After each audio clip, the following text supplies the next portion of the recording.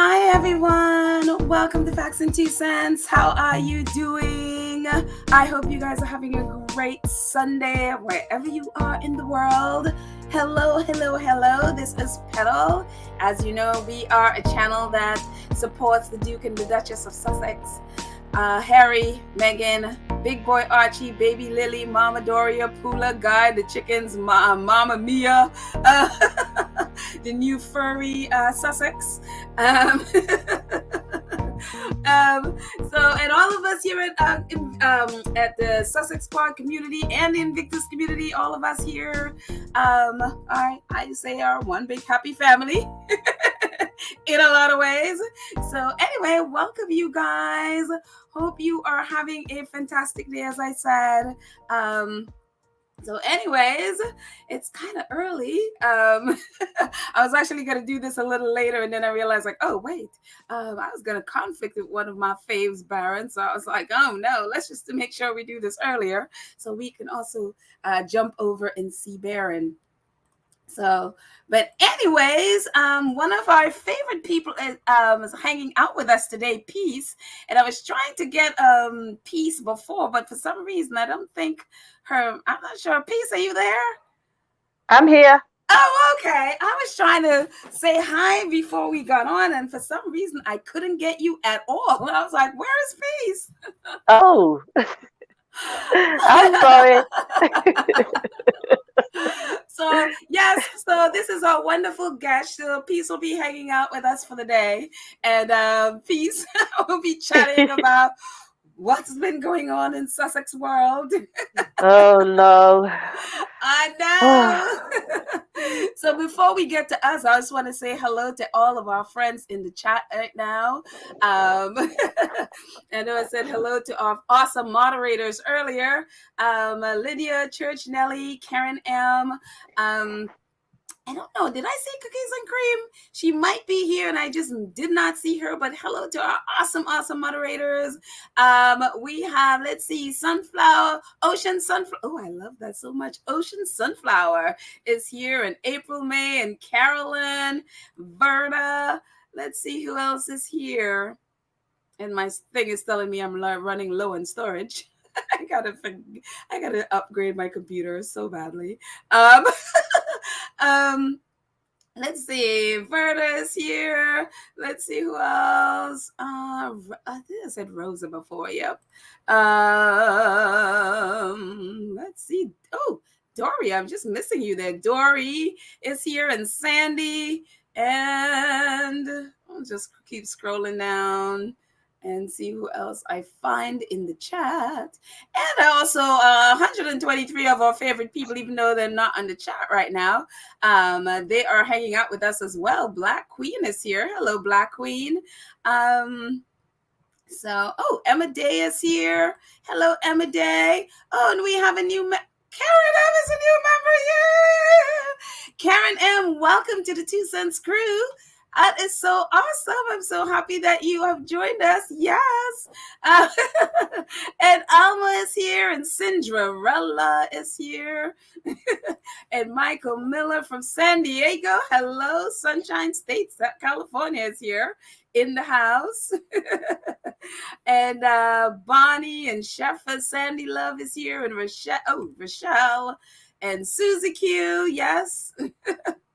So hello guys, and all our other friends who are joining us. I may not be able to get to every single person, but welcome. We are having a fantastic week. Last few days with our faves. Meghan and Harry both doing their things, thriving, amazing. I'm telling you, I'm so fed. I'm like, I think I need a week to digest. What about you? How are you feeling about this past week, Peace? Are you feeling full? Are you digested already? Girl, I was lost for words. Up until about 11 o'clock last night, I was just feeling on top of the world. But a little bit down now, but I'm sure hanging out with you will soon cheer me up. Okay. Well, hopefully we cheer you up. I mean, if it's something you want to share, or is there something that's personal, and then we'll just share. Oh no, it's not personal. It's something you're going to be talking about today as well. So yeah. Oh, okay. There you go. There you go. So as we know, we'll just jump right in, and so Peace, after I'm gonna bring in your bit as well. So just we're gonna go through a little bit about our faves, and then we'll talk about what you are gonna share about your special project. So Peace is gonna talk to us about a special project she's doing. So I'm excited for all of us to hear, and all of us to be participating in it as well. So anyways, our faves are doing their thing, as I said, as we were been talking about all week. And so I'm sure, everybody has, I'm assuming everybody has listened to this by like at least 3 to 5 times by now, and more. Some of us have been binging on the podcast. So it's wonderful.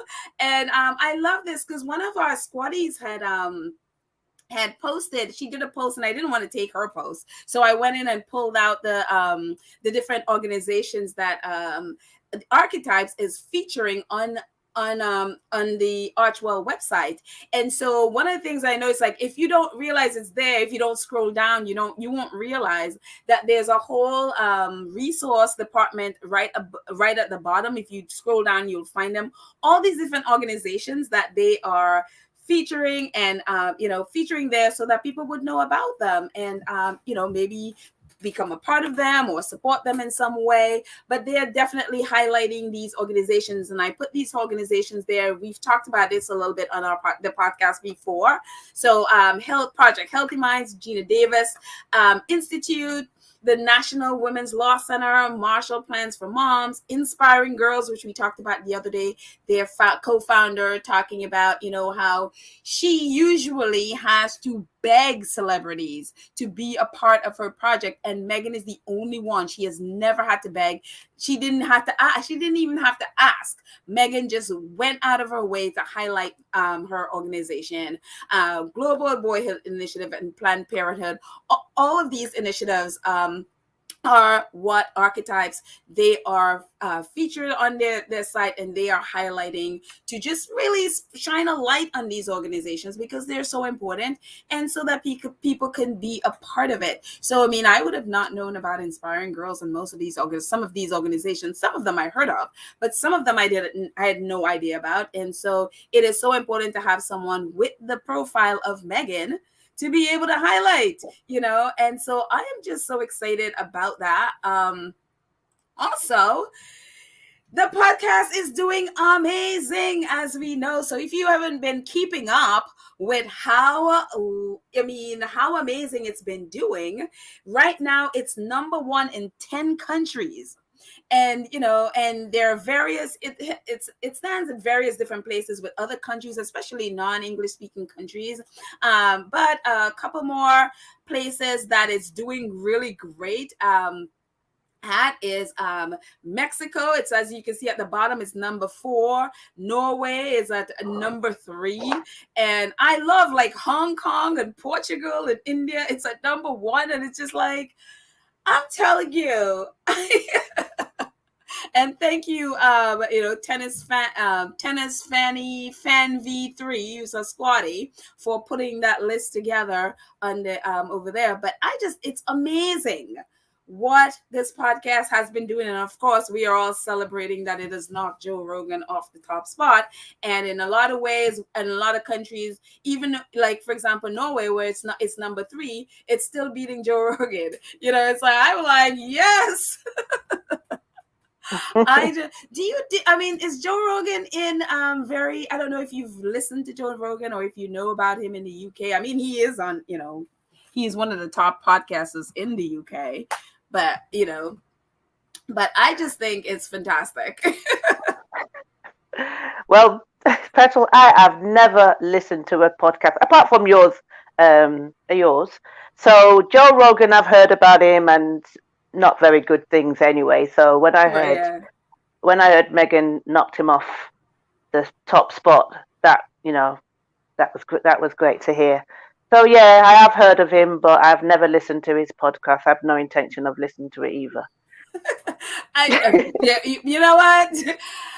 A lot of us are in the same boat. We're like, okay, we know it's there. We know it's there. It is very popular. I mean, and the great thing about this that I keep trying to remind everyone what an incredible feat it is to knock him off, because again, Joe Rogan's podcast usually have about between 10 and 11 million viewers per episode. And so for Meghan to have knocked him off, she would have had to go beyond that. And well, as of yesterday, it was 19 million. I know, 19 million for the first podcast. I'm like, oh my gosh.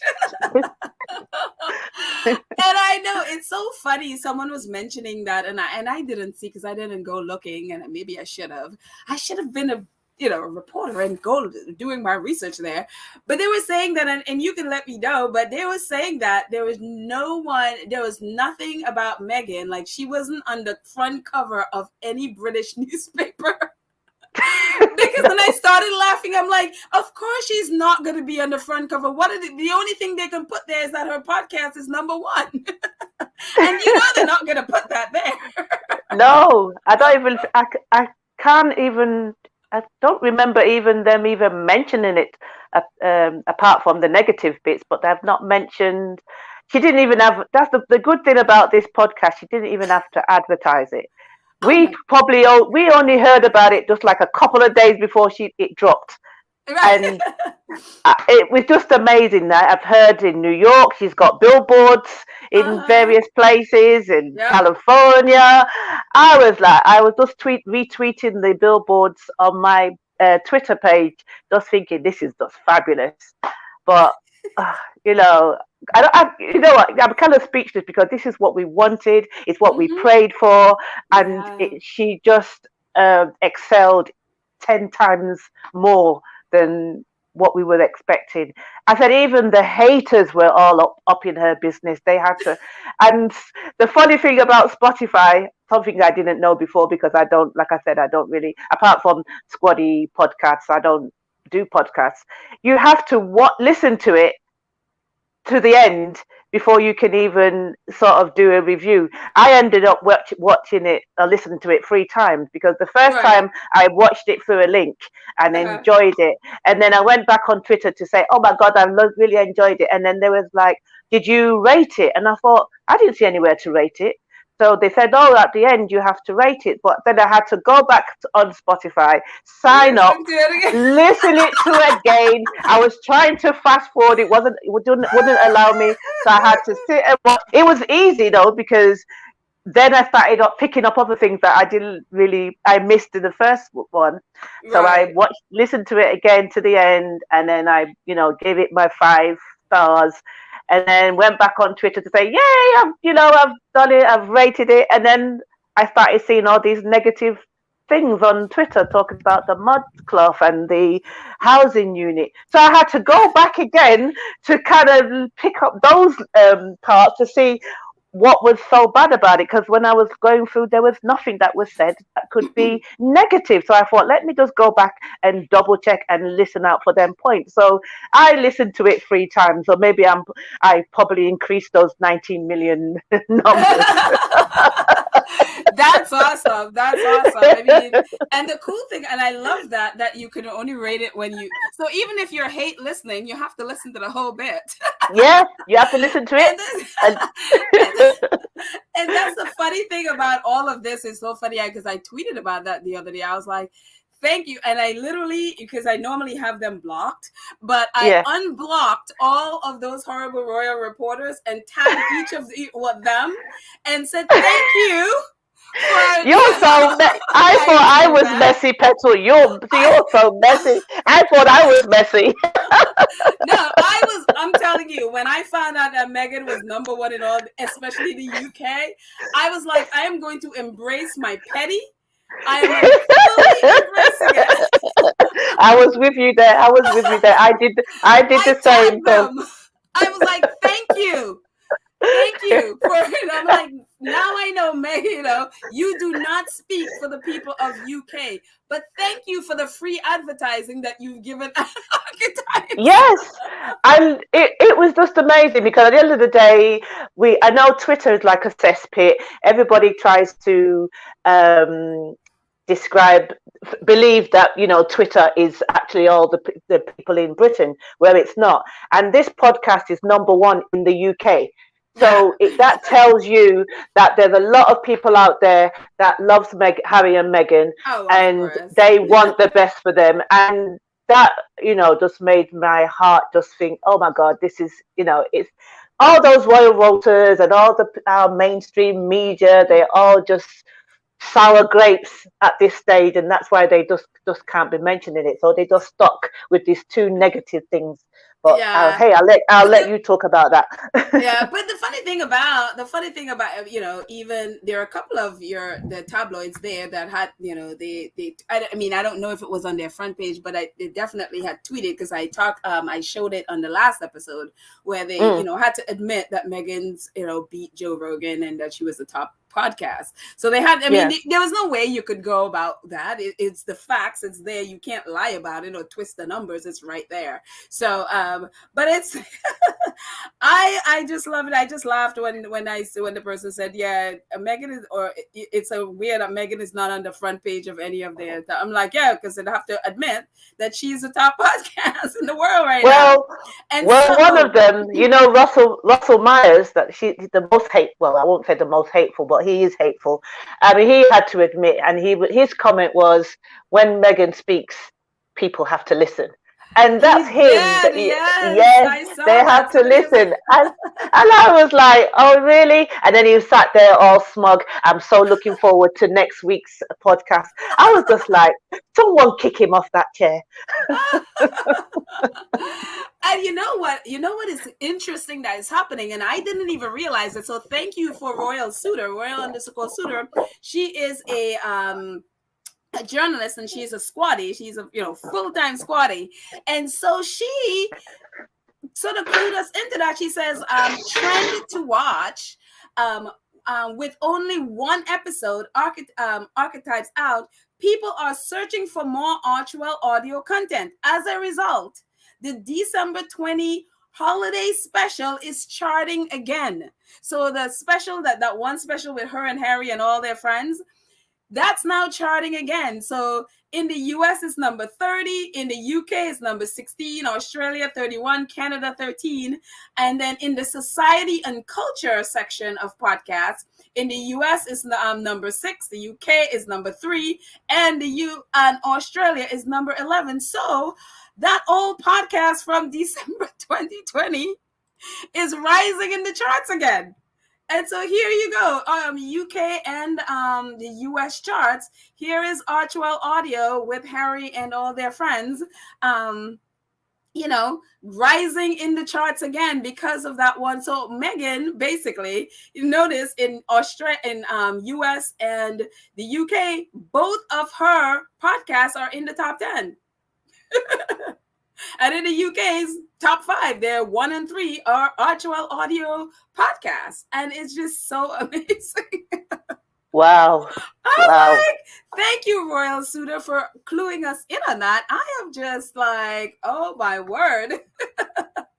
So I'm telling you, I cannot wait for tomorrow, because Mariah Carey and her little lambs will be joining us.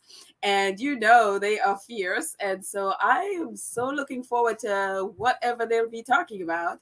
And one of the things, I don't know if you know Peace, I had mentioned it, actually wrote about it in my blog, about Mariah Carey commenting on when she met Princess Diana. And as we know, Princess Diana's, August 31st is commemorating the day she died.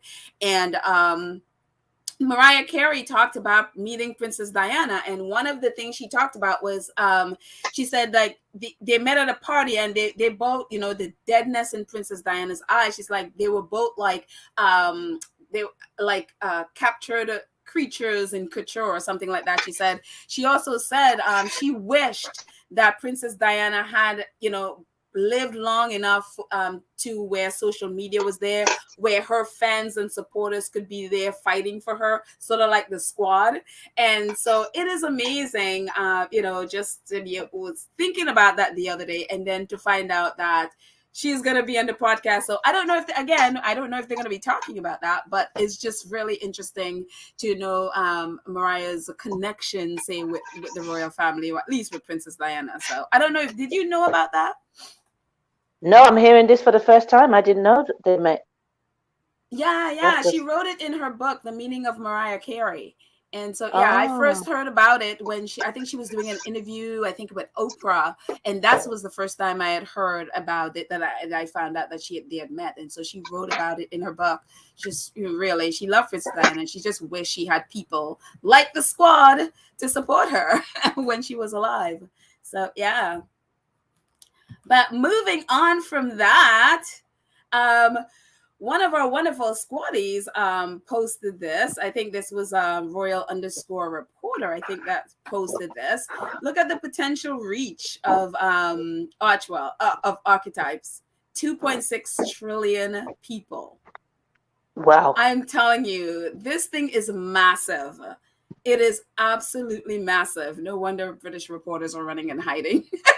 No wonder they're hiding, or at least making stupid snide comments that is like, oh, whatever. This warms my heart. It is absolutely warms my heart. And of course, this wouldn't be.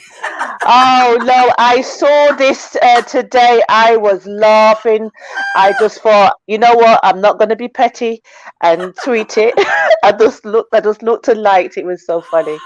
Oh no, look at this. I mean, it wouldn't be the squad if we did not do some photoshoppings. Oh my God. I'm telling you, and the sad part of it, the first one is my favorite, with Queen Betty and all the Meghans. Yeah. I couldn't find the person who did it. I could not find the original person, because a lot of us have been retweeting, but I couldn't find a person to give credit who created that. And it was so amazing. It was so funny. The one I saw literally before I came to the podcast, your podcast, was the one Mariah Carey was holding. So I didn't know whether it was genuine or whether it was just one of these. Know either. That's why I didn't pull it in, because it looked real, and so I was like, it looked like a squatty, Photoshop one. Yeah. But the fourth one at the top, I think she is the one that Spotify, I think that's the one that Spotify actually asked her if they can use it on tomorrow's episode, like as part of, I think, for Instagram, because I think it said something like that's how she'd be for the next 12 weeks or something like that. I know they asked a couple of squaddies if they can use their Photoshop of it. This is so cool. I mean, yeah. Like, I thought it was brilliant there, and late Steve Jobs, introducing iPad with Meghan. My favorite though also is that the little cat, the cat. I haven't seen that one yet. I haven't even seen these. I only saw the Queen, and I saw Harry one, and then I saw the one with Mariah Carey. I haven't actually seen these ones. I'm just seeing them for the first time.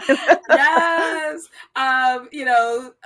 Free Peeper is the one. She has the one with them on the moon, Meghan on the moon. I think it says it's so small and I can't quite. Let's see if I can read it. It says, "One small pod for women, one giant accomplishment for womankind." Way. Love it. That is the one at the bottom left. It is. Yeah. The kitty listening to the podcast. I love it. I absolutely love it. These squads, they're just too talented. I know. I'm telling you. It is true.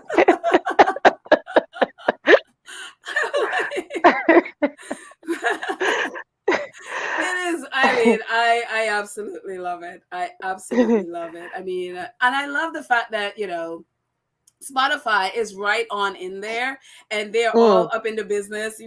Have you seen the their posts asking, like what podcasts are we, binging on, and just about every comment on there is archetypes. No, I haven't seen that. Yeah, go back to their Twitter posts, and so they are Yeah. constantly asking like, okay, so what new podcasts are you watching, or what are you binging on? And look at the comments. Just about every, Oh, like 95% is archetypes. Spotify. They're messy too. Totally, totally, because they know that the They know. audience, they know. So I am just, it is funny. It is just very, very I funny. can't believe we've got 11. We've got 11 more weeks of this, Petal. Oh my God! I don't know if I I could cope. know. I know. We have food for 11 weeks, my dear. Food for 11 weeks. Yep. So let's see. Let's keep moving on. Let's see. And then, moving on from Meghan, we're, Harry, and as we know, Harry has been in the UK. Hello, the UK. He's been in Aspen. He's going to the UK, but not there yet. And No. Aspen, he has been out there playing polo for Sentebale. And so apparently Delphina, who is Nacho, our favorite Nacho, I said Church Nelly. Where are you, Church Nelly?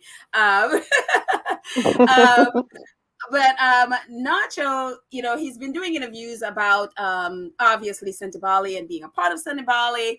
And also, so Delphina, Nacho's wife, also apparently gave an interview to Hello Magazine.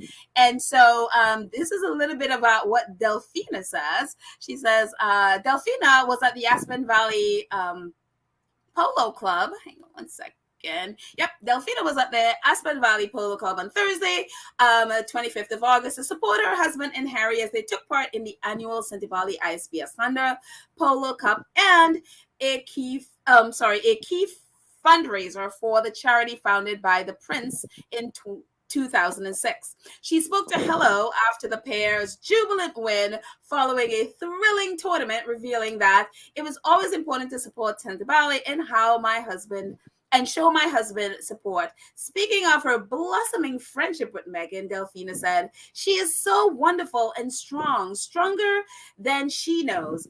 I love being around my friends, and I'll always support her. And Nacho also praised the relationship with Meghan and Harry, sharing, I have known him for so long, and he has always wanted someone to love and marry and have a family with. And so it makes me happy. He makes me so happy to see them happy and with two beautiful children. And I was like, oh, I know. That's so sweet. I know. It's so funny. Joan is like, that's so sweet. She literally posted the minute I saw that, exactly the same time you just said it. The UK with their bitterness, they call it the bromance, Nacho and Harry. I know. It's just, I love their friendship. I mean, good. Harry has known Nacho since he was like 20, 21 years old. So that's like over 15-year relationship. It's like his brother. Yeah, it is. So bromance. yeah, it's like brothers. So yeah, I mean, yeah. How many friends have I like over? Actually, I have quite a few, I would say, but really, really, really close friends. It's very, it's a few, and those are like friends that you keep forever. So yeah. So yeah, it just, I love it. I absolutely love it. Joan says, we are Diana's squad now. Even though she's gone, we are fighting for her alongside Harry and Meghan. So that's so true. That's so true. Mm-hmm. If we had the squad back then, Diana would still be alive. I'm telling you. And if nothing else, she would have known, which is one of Mariah Carey's points, that she would at least know she's not alone, and she knew how many people were fighting for her. Because I think that was one of the things. That was the problem. Of feeling like she was alone. And when people are fighting for you, it gives you so much more confidence and one that you're not fighting alone, and it's not just people who hate you.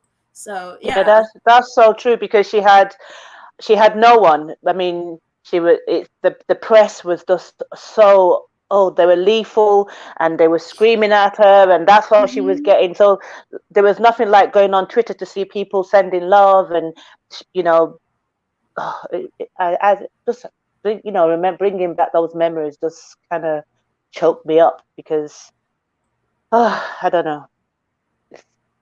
We all love Diana. I mean, I've never been a celebrity chaser or those type of, people.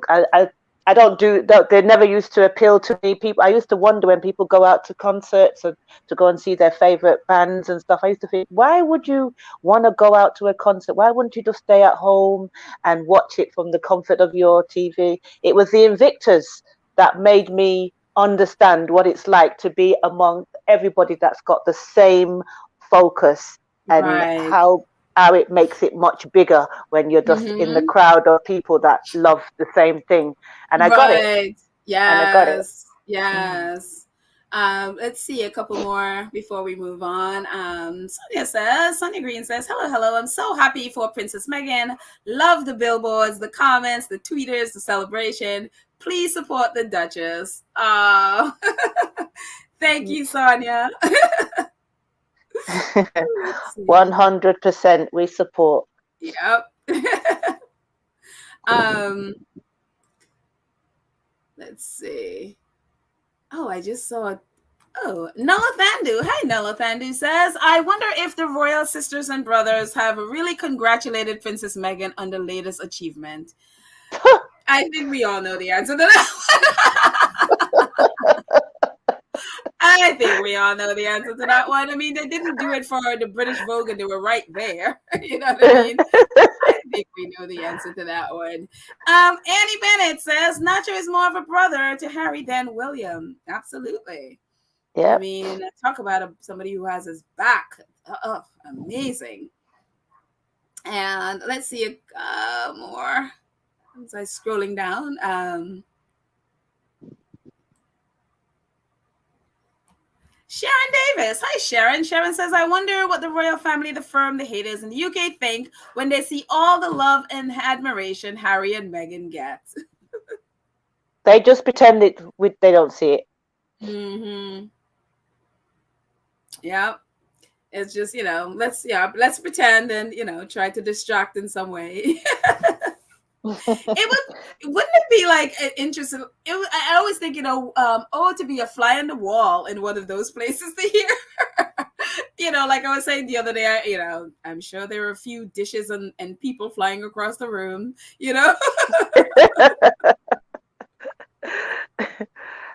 the haters on Twitter, they just can't get over it. They're so bitter, and they're now trying to call us derangers because we support them and we're taking it out there, and they're like, we need to seek help. They're telling us we need to seek help. Hey, that's fine with me. Joyce says Harry needed people like Nacho, Tyler Perry, Oprah, David Frost and his wife, Ellen and the Rooney, Abigail Spencer, etc., to be a support and in their corner, and that helped him and Meghan through. Yeah, absolutely. Yeah. When you are around people that, a community of people that love you and appreciate you, welcome you and embrace you, oh my goodness, that really helped you to thrive and be the best that you can be. So yes, they needed that, And of course, people have been going over the cliff since Tyler Perry posted the Princess Meghan.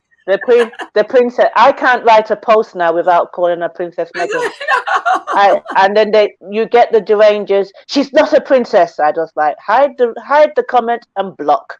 I'm no longer engaging because they're ruining my mental health. So there's no more engagement. No more, just hide and block. Yeah, I know, right? Saima Khan. Hi, Saima. Saima says Meghan Markle's Archetype podcast to feature Deepika Padukone. I don't know if I said that right. As guest, Deepika is a famous Indian actress, so Meghan will be getting thumbs up from Indian as well. Wow, that is awesome. Wow. I did see that. I mean, the different voices people have picked up on who the voices are, and they've this, they've said like, okay, this person and this person. So that is fantastic. So I can't wait to hear from her. I know also Meghan's friendship with oh shoot, now I just forgot her name. I was like, what am I saying? Y'all can remind me. But anyways, this is fantastic. Thank you, Saima. The two, there are two. I think they got like what, not 10 names, I think, but then there are two people that or at least 2 slots that are open. So I'm thinking those 2 slots are Beyonce and the Vice President Kamala Harris. That is I hope so. think so. I hope so. Talk about breaking the internet. That would be amazing. That would be absolutely amazing. She leaves her last slot for a squaddy. Oh my gosh, that would be amazing. It definitely won't be me. Whoever the squaddy is, I'll be right there listening and supporting. Yeah. I'll be supportive, but I'll make sure say to me, I would be like, nope, not me. There's only so much hate I can take. And just for Church Nelly is over here singing, singing and having some moonshine, right, Church Nelly? My nacho man. So just for you, Church Nelly, this is for you. The bromance. I heard you, Church Nelly. Although, we only have one little picture of Nacho as they are down here. But ISBS Honda, who is a one of the sponsors for the event, they did a series of tweets about the Sentebale event. Today, actually, they tweeted out. It says, they said, incredible day at the 2022 Sentebale ISBS Honda Polo Cup in beautiful Aspen, Colorado.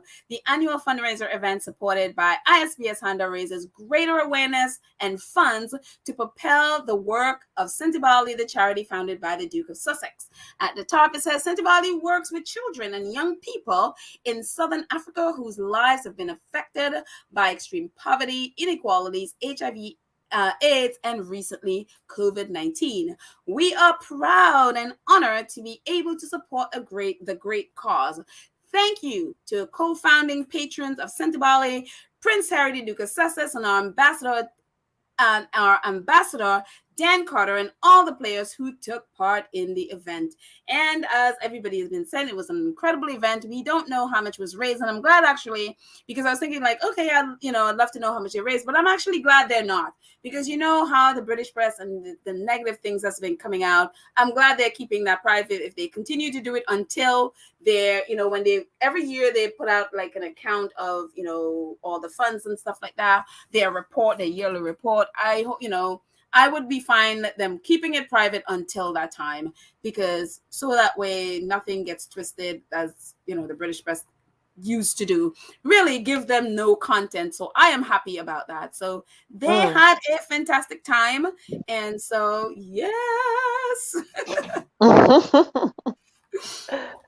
And sorry, Church Nelly, there's only that one picture there for you. And this is just Harry with Dan, who is the ambassador for ISBS Honda. So anyways, so Peace, changing direction a little bit.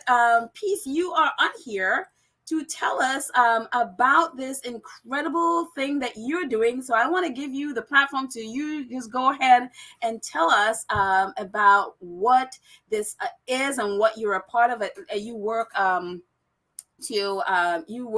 with Sickle Cell, and so you could. I'm just gonna give you the floor so you can explain to everyone what you're doing in this fundraiser to help fight Sickle Cell. Oh, thank you, Petal. Well, as we all know, some of us might know, next month, September, is Sickle Cell Awareness Month. So not just myself, the squaddies, we've all come together and we're going to do a fundraiser for St. Jude's Hospital, which is in the US, because they also is a research hospital. So they've been doing a lot of research into finding the cure and various treatments for sickle cell. So we decided to fundraise for them. Also, we're doing a blood donor drive. So the first picture you can see is A World Without Sickle Cell is my website. That is also the name of my book. So I created the website, and it just talks about sickle cell awareness. It's also got the page from the American Red Cross. So if you're in the US, you just click on the first button, which will take you to that page where you can book an appointment to donate blood, and that link will just tell us how many people have gone through the website to book an appointment.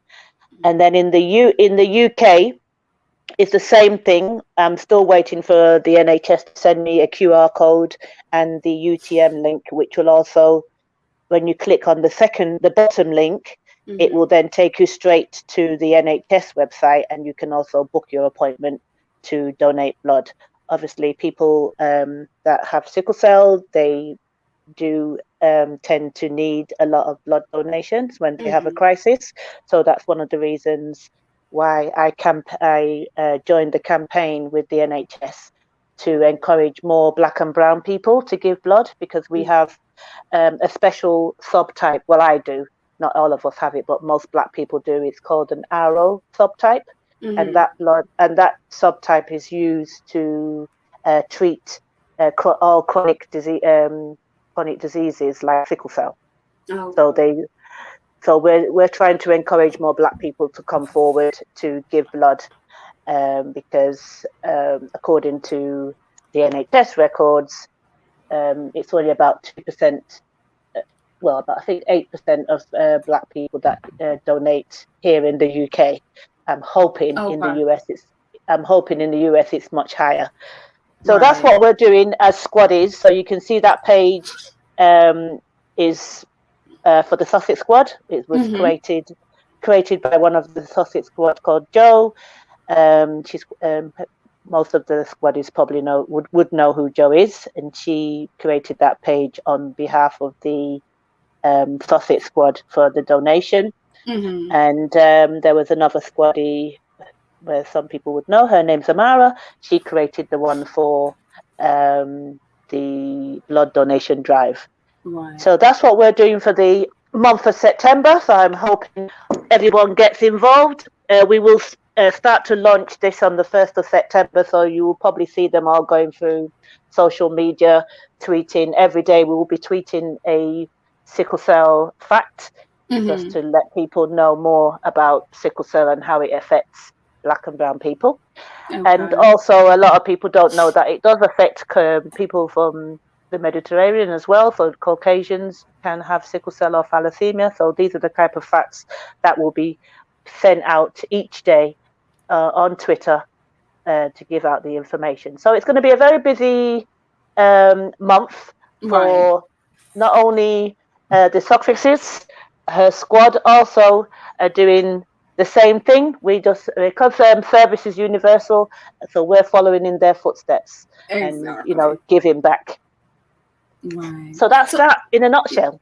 Okay, so can I ask how you got involved in it? What made you become involved in doing this work? Well, I started sickle cell advocacy about in 2014. I had just reunited with one of my old school mates, and I didn't realize when we were younger that she had sickle cell. And so when I met her again in 2014, she was sickle cell had damaged quite a few of her internal organs, so she was kind of more housebound. But when I met her for the first time, I wasn't sure what was wrong with her. She actually did look like someone, like an AIDS patient that's on their way out. And when I was invited, I thought that was what was happening, that we were probably going there to say goodbye, because that's what she looked like. So when we left, I just called another friend to say, oh, what's wrong with the lady? And then he explained to me that she's got sickle cell. And I thought, well, I've never seen anyone that looked like that, although the people that I'd known that had sickle cell, they had all died when they were like children. But because of the advanced treatments, people are living longer. And with all the experimentary drugs that they had used on her, they had kind of like damaged her organs. I mean, she passed away in 2016, sadly. But when I was writing my book, I got most of all the work from listening to her and following her on her appointments and meeting a lot of people in the sickle cell community. And it was one of her things to say. I was trying to tell her what the book was. It's a romantic novel, so it's a fictional romantic novel, but the actual things that happen in the book are factual, but not to any individual. So I was always kept on trying to give her an inkling of what the book was about, where she was going, no, she doesn't want to me to tell her because she wants to read it herself. Unfortunately, she never got to read it, but the book is dedicated. The book is dedicated to her, and it's called A World Without Sickle Cell.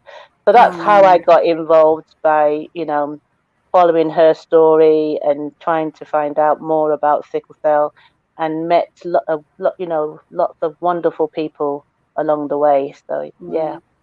And how can people, because a lot of our community here, they're not on Twitter. So if they're not on Twitter, if you can, when you get off, if you can email me the link to your book and everything, and I can put it on our community page, and also I will put the link in the show notes of this podcast, so that way that everyone can just click on it and be able to find out all the information they need, that what piece is talking about. So thank you, Lydia, for posting that, because a lot of us in the community are like, I'm on Twitter, but a lot of people are not, and so Oh, that's fabulous. Cool. So if you can do that for us, that would be great. So yeah, absolutely. Yeah.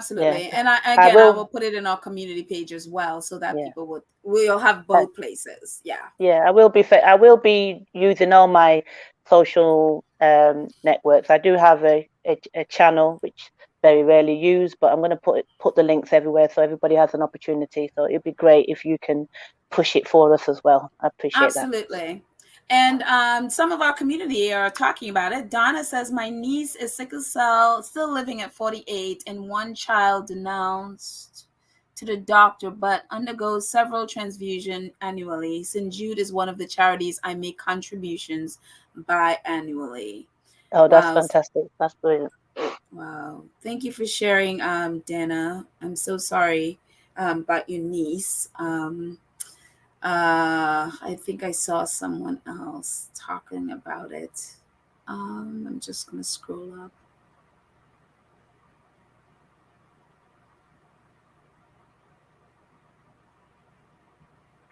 Oh, I know I saw, so for some reason I should have, and I try not, I'm not going to star anything. Oh, okay.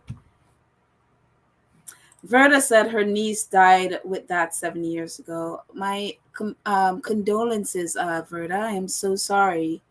I'm so sorry too. I know it's a devastating disease. Wow. Is it just so, because again, for me, I don't know really anything about sickle cell, so it's going to be a learning experience for me as well.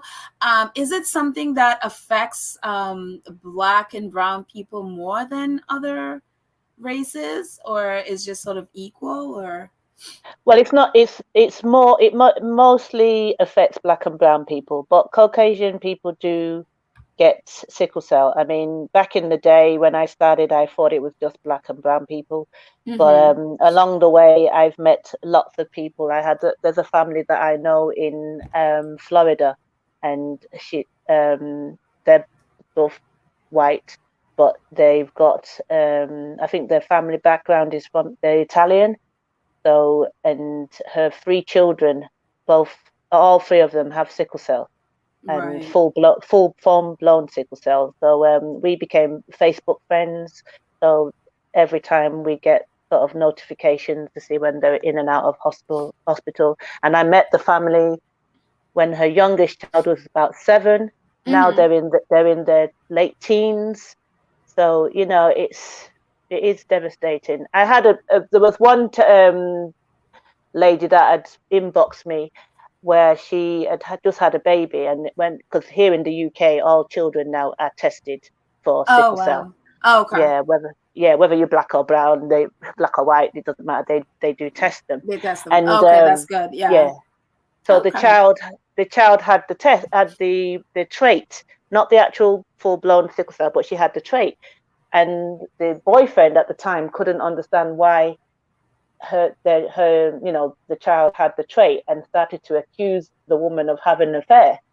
Not that the child came out brown or anything. She was white, blue eyes, blonde hair, but she had the trait. So he just went out. Okay. Yeah. He didn't realize that white people can have that as well. Yeah, so he was so ignorant about it. So they kind of broke up, and she inboxed me to ask how come that her child had the trait. She has no black or brown person in her family. She's never had a relationship with any brown person. And then I had to explain to her, because she comes from the Mediterranean, they also do carry the trait. And one of her parents probably has the trait and passed it, and it's just passed on. So you both need to go and get tested.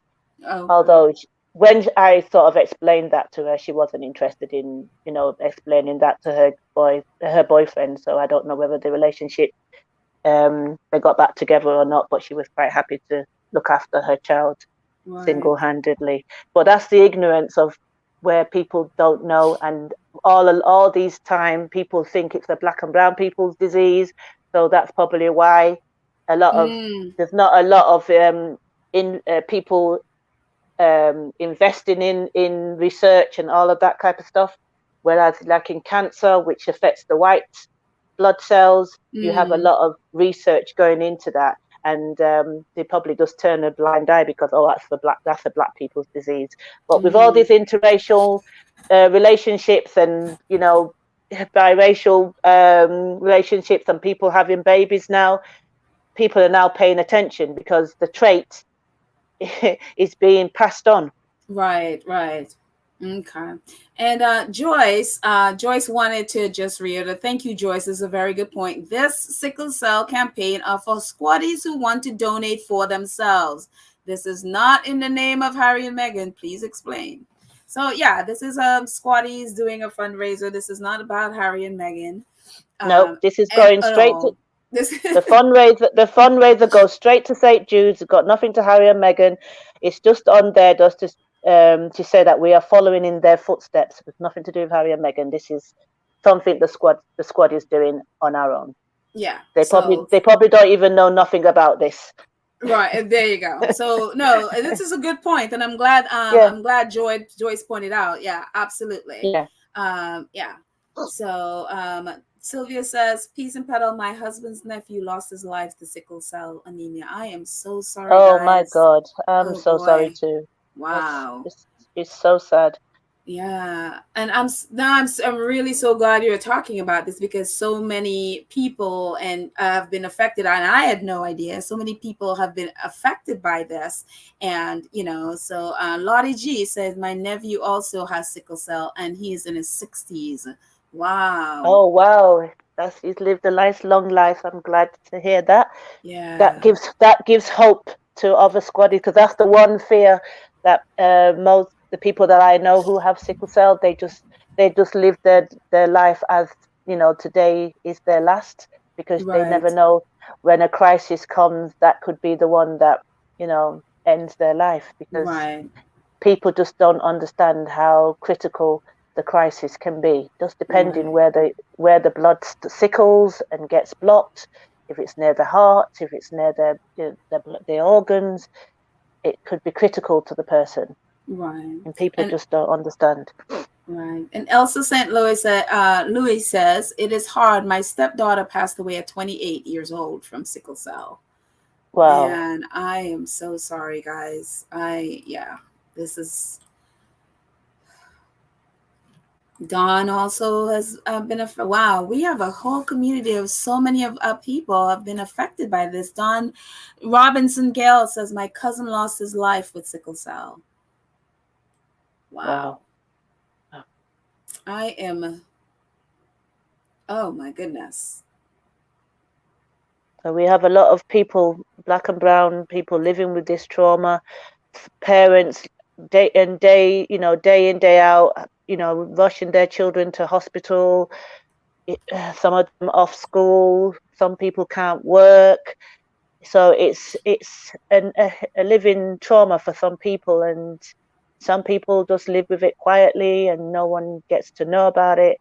And some people openly talk about it, and we, like on Twitter, we have the Twitter Spaces, and we will have Twitter Spaces where during the month of September, where people can come onto space and talk about their experience, even if it's just to have. It doesn't have to be talking about sickle cell, but at least you're in amongst people that share the same sort of devastation that you probably share on a daily, because it can be very lonely for people with sickle cell.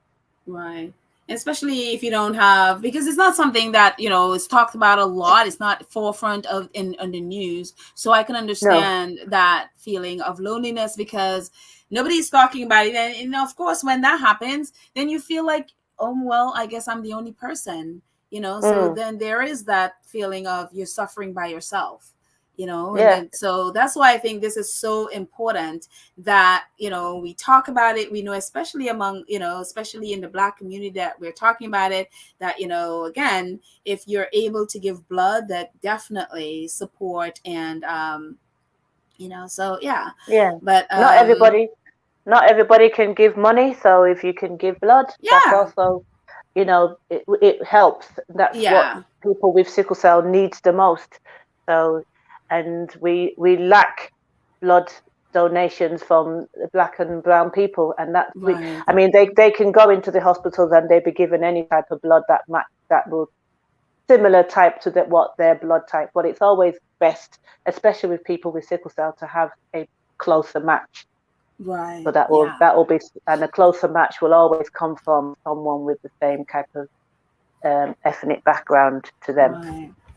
Well, thank you so much, Peace. I really appreciate you coming and educating us. And again, my condolences to all of you who have lost family members to this, and or who have family members that are suffering with this right now. So hopefully that, we're able to go again. I'm going to put the link in the show notes. I'm also going to put it in our community page. So either way, you can be able to connect. And if, at least, go on the site and see what you can learn or what you can get out of it, or if you'd like to support, and that would be there. The information would be there as well. So thank you so much, Peace, for sharing that with us. And thank you guys in the comments for sharing your experience with sickle cell, your family's experiences. So thank you guys.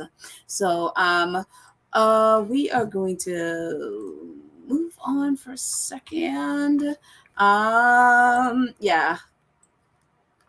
And I got this. Changing directions for a minute.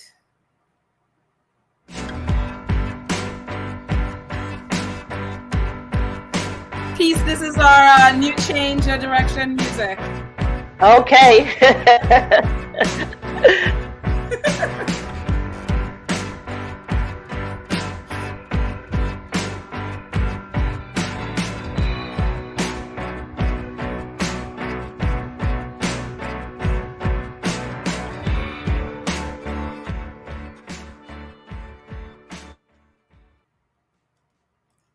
Okay, I gotta work on my fade out there. Total big change of direction. Peace. Tell me, what on earth is happening?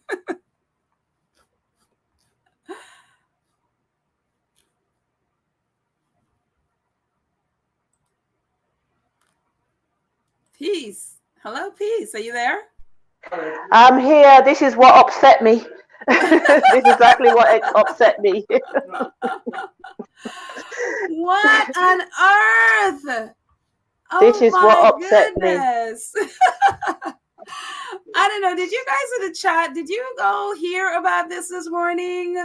I don't know. Honest to God, I was flabbergasted. I mean, I was in Spaces last night, and one of the squads just jumped in and said, "Oh, Prince Charles is guest editing The Voice." I said, "What? Are you sure?" I said, "You need to get some more information." And then today, all over Twitter, it was there. I just can't believe it, because I've worked with my Sickle Cell project. I used to work with The Voice newspaper. I went and sent them an email. I said, "Just take me off your email list. I'm no longer going to be supporting you guys," because I used to pay for all the what do you call it, the advertisement, because obviously it's black owned. They don't have lots of funding, so, and it's not cheap, it's quite expensive. But because I know they don't get the funding, so I thought, well, you just have to just close your eyes and pay. So I've just said to them, that's all stopped now. I've unfollowed them on Twitter. I've gave them a piece of my mind, and even now that I'm talking about it, I'm just welling up. Emerald just said it. This is a slap in the face. What is this? This is exactly what I was thinking as well. It's like, what on earth? I just like, this is the 40th anniversary, just so you know. The Voice is one of the only really black British news outlets in the UK. And it's their 40th anniversary, September 1st, and they have, for all the people, all the accomplished people in the UK.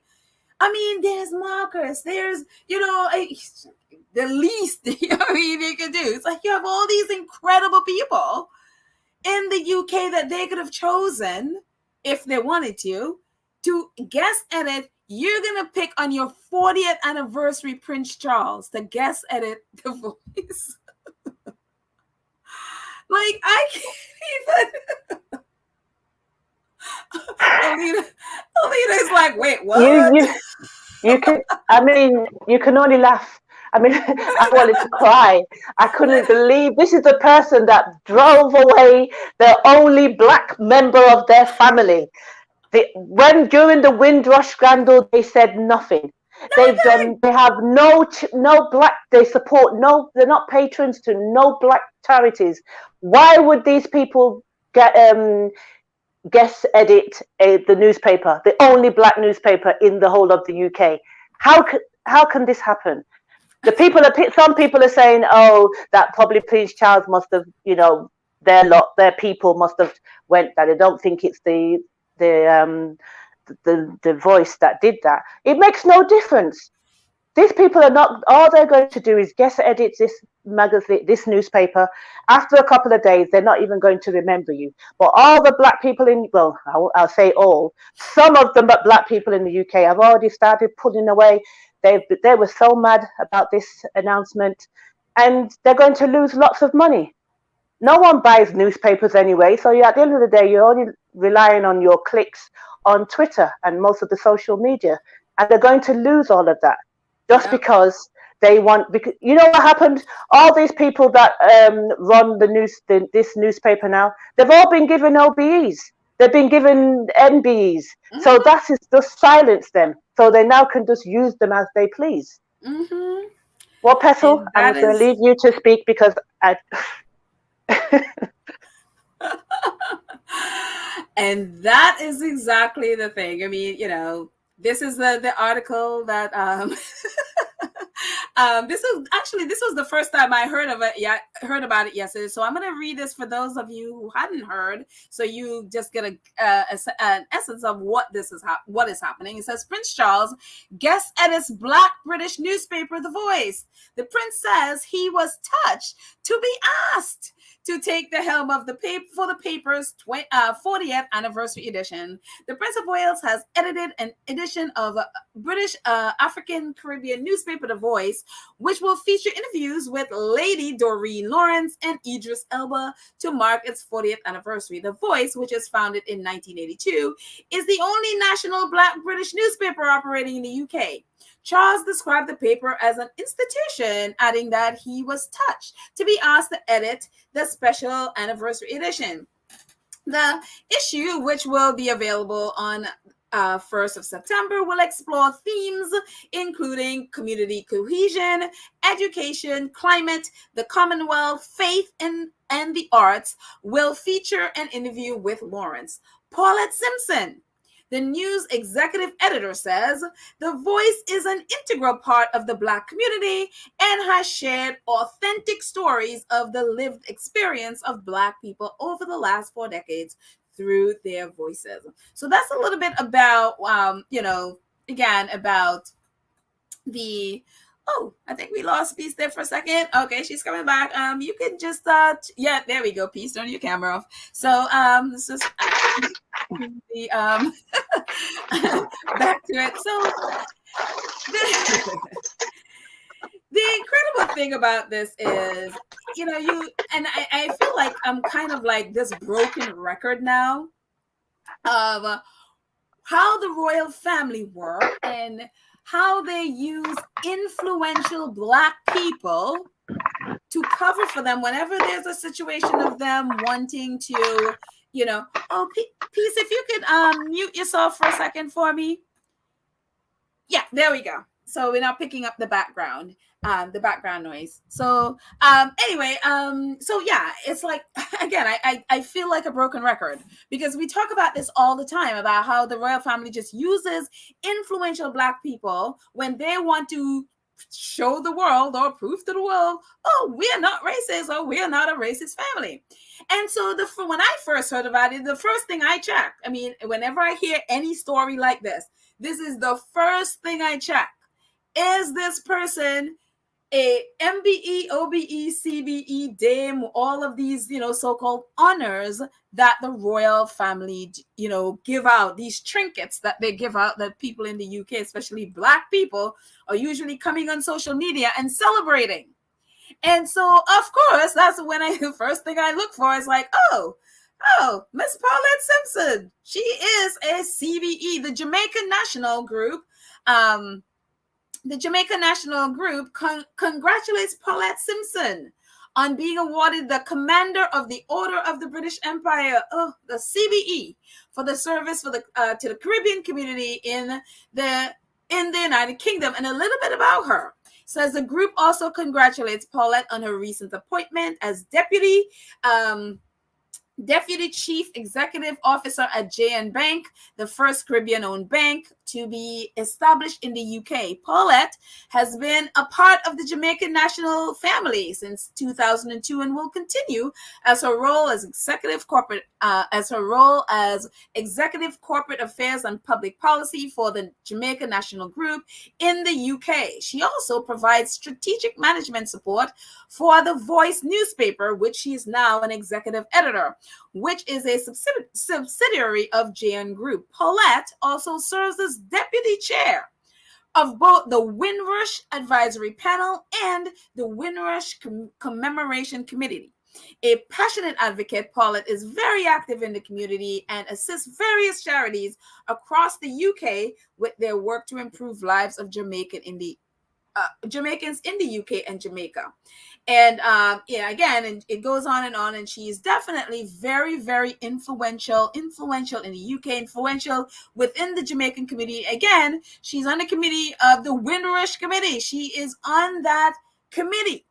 And so you would think someone with this kind of this ad stream piece back there, someone with this kind of clout, someone with this kind of, these kinds of connection would know better, and just to confirm, yes, it's the same Paulette Simpson who is, according to here, the University of Cambridge, Paulette Simpson, CBE, director of The Voice newspaper. Yes, she is. And also a part of that episode or that issue is Idris Elba. And just in case you're wondering, yes, Idris Elba is an OBE.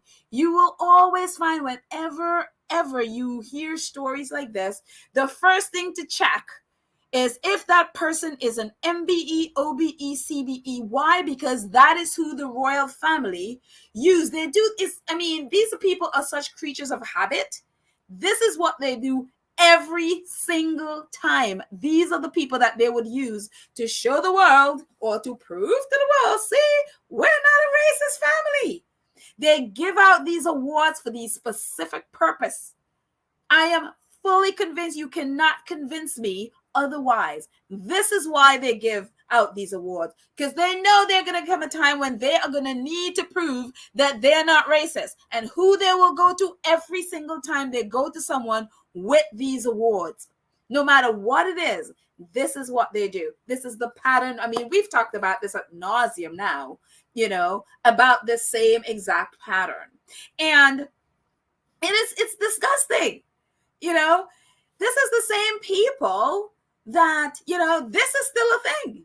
I mean, what was it, a year and a half ago, where this article first came out with the Queen banning ethnic minorities, a Queen and her courtiers for banning ethnic, as they say, colored people. Colored immigrant foreigners from clerical roles, and they were, if they do hire them, which was very little, would be, those domestic roles. You could be the cleaner, you could go clean the bathroom in the kitchen or whatever else. This is also a thing. The document also shed light on Buckingham Palace negotiated controversial clauses that remain in place today. Exempting the Queen and her household from laws that prevent race and sex discrimination. That's right. The Queen still has this exemption, from following race laws. She doesn't have to follow it. And that's why, now they're like, oh, we have 8% now, minority hiring within the royal family. I mean, it just, yeah. But she still has, they have not given up that extension that, for following race law. She could still discriminate. She doesn't have to follow it. And it's kind of like, how can you, as a Black newspaper, knowing this, it's like you have to literally put this aside and then accept the fact that this woman's son to come and edit a Black paper, knowing that they still have this exemption, where they are still within the law if they, discriminate against Black people. Prince Charles's secretary was racially abused by Michael Fawcett, and she took them to court, and she actually lost the case. Prince Charles, they never stood up for her. She actually had to quit. They never stood up for her. This is the same person. And so you're going to have to, like, how do you justify bringing that person to edit your paper for Black people? And not only that, we know what happened with Meghan. We know the thing that happened with Meghan, when 72 lawmakers condemned the British press for their racist and, well, they termed it, colonial coverage of Meghan. The royal family, silent. To this day, they have never spoken up in support.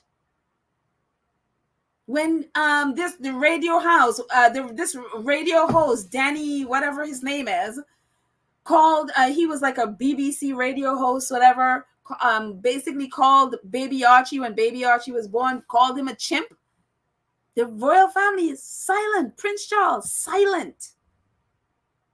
How do you know all of this stuff? I mean, again, you have to put aside all of this stuff and all of them. I mean, Prince Charles literally withdrew security from the only Black people in his, in the monarchy. His chief of staff was on that board, and Ravik board, as we talked about, ad nauseum again here. His chief of staff, and along with the Queen's private secretary, they're all part of that, who made that decision to withdraw security from Prince Harry's family, his biracial wife and kids. So how do you put all of that aside to allow this man who have stood there silently as his daughter-in-law have been brutalized by the British press in all forms of racism that they're still doing today. The same man who is now in bed with the same press that is destroying his black daughter-in-law on the daily, and then go ahead and hire the same people to be his press secretary. This is the man that you're hiring to guest edit your paper for black people? You know, and she talks about, you know, that they're going to be talking about the environment. Hello. There's, what it was, a week ago, I don't know, it probably is still happening, where there's raw sewage, raw poop has been spilling out. They've been literally pumping it that in the sea in the UK. The royal family have been silent, not one word. From Prince Charles and Prince William, the eco warriors, not one word from them, as the people are bathing in poop in the UK. You talk about environment again. I mean, look at that. Royal spend more than 13 million of public funds on private flights and helicopter journeys. Prince William uses a helicopter as a car. So what are they going to tell black people about the environment exactly? Because I'm sure that the poop pumping in that ocean, most likely affecting poor communities, most likely black people. So what exactly Prince Charles going to tell people about the environment? You know, you think about the thing, they're going to talk about the Commonwealth. Well, hello. What exactly Prince Charles is going to tell people about, black people, about the Commonwealth? They just had a trip to the, had tours in the UK, in the Caribbean, where the Caribbean has been screaming for, apology and reparations. Kenya has been screaming for reparations. Canada, the indigenous people in Canada, reparations, apologies. What exactly Prince Charles, the royal family, what have they done with the apology? What have they done? Like, who have they been paying reparations to? They have been silent. So what exactly is Prince Charles going to tell black people about the Commonwealth? That the only reason that he's the leader is because his mother strong-armed, weak-willed leaders to make him the next leader? What exactly is Prince Charles going to say? Are we going to get the same, colonization and the slave trade was a terrible thing? Is that what he's going to tell black people? I mean, I can't for the life of me understand what exactly this man is going to write to, what is he going to school black people on? You have to put aside all of this stuff and pretend it is not there and it's not happening, to then come to where, you're as Prince Charles is, literally like, oh, I have been invited. There's a reason they gave the CBE and the OBE and all the nonsense that they give to these people, because they can't say no. It's like, when I hear about, when they always say like, oh no, like the Cullinan diamond and all of those things were given to the royal family. I'm like, you're taking this stuff from a country that you've colonized. They can't say no to you. You stole these things and now claiming that, they were given to you. It's the same thing. This is the exact same thing. You gave them the CBE and the OBE and all of those things because you've bought their loyalty. They cannot say no to you. And then you come with this, they've asked us, if you told them, I want a guest edit after you've given them your CBE and your OBE and your MBE, are they going to say no? No, they can't, because you already bought their loyalty. And this, I'm telling you, this is the reason. Stuff like this is the reason why the British government and the royal family will never respect black people. They will never respect us. Don't expect ever an apology. Do not expect 1 cent in reparations because of stuff like this. because they know they can buy out a few black people who will be gatekeepers for them and who will sell out their own people. This is so despicable. I cannot. And to know our own people, whether it's, Guyana or Trinidad and Tobago or Jamaica, like this one is from Trinidad, Jamaica, the other one for that horrendous, and God bless him, was a Caribbean person who made it. There is a whole Windrush generation sitting there in England waiting for money to feed their families and to live on. And instead of giving people money to live that they owe them, they took $1 million to make a statue. And this woman is on a committee, the Windrush Committee. Well, where are the Windrush people right now? Some of them stateless. They don't have jobs. They can't have jobs because, they're also, all of a sudden, they're not British anymore. And some are being deported. I mean, and this woman sits on that committee and has the audacity to bring in Prince Charles to guest at it. Prince Charles, who every time is when they're is the Windrush generation time, when they're doing the memorial, whatever, he is like, oh yes, we're so thankful for the Windrush generation. This man has not advocated for anyone to get reparations. He has not advocated for these people. It's the same nonsense he says every single year. And knowing that this woman sits on that committee and allow this is so disgraceful. I am like, this is the reason. It's people like this is the reason that we will not get anywhere. And again, don't ever expect apology. Don't ever expect reparations because of stuff like this. And this is the genius of the royal family, to be honest. They know they can always find black people to buy, always find black people to do this stuff too. And they always look for the ones who have influence. They always look for them because those are the ones the community look to lead for leadership, the ones that the community look up to. They are the ones in the high positions. And they influence the ones, under them, basically. So that's why whenever I see these people on Twitter or whatever celebrating these stupid OBE, MBE, it's like, this is how you are bought with trinkets. And it's unreal that we are in the year of our Lord 2022 and British black people still don't get it. They still don't get it. It's kind of like, I've arrived, so let me pull up the ladder, close the door on the people who needs reparation, the people who are screaming, have been screaming for years. While England has all this money, why they can fund a jubilee that nobody asked for, fund a Commonwealth Games that nobody asked for, hundreds of millions of dollars while people are dying. And you have people like this letting the colonizers in to guest edit, to preach to black people. I just can't even. I just can't even. And and that's the thing. Our poor squatties are there fighting against this stuff and have to put up with this nonsense.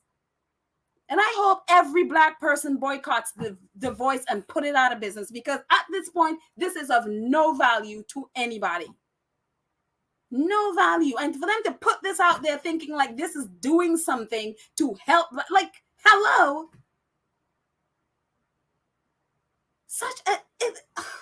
I'm sorry, Peace. I just kind of went on. I am just so upset. I was like, oh yeah, talk about ruin my Sunday. I'm glad you had to speak about it, because I don't think I would have been able to go through a sentence.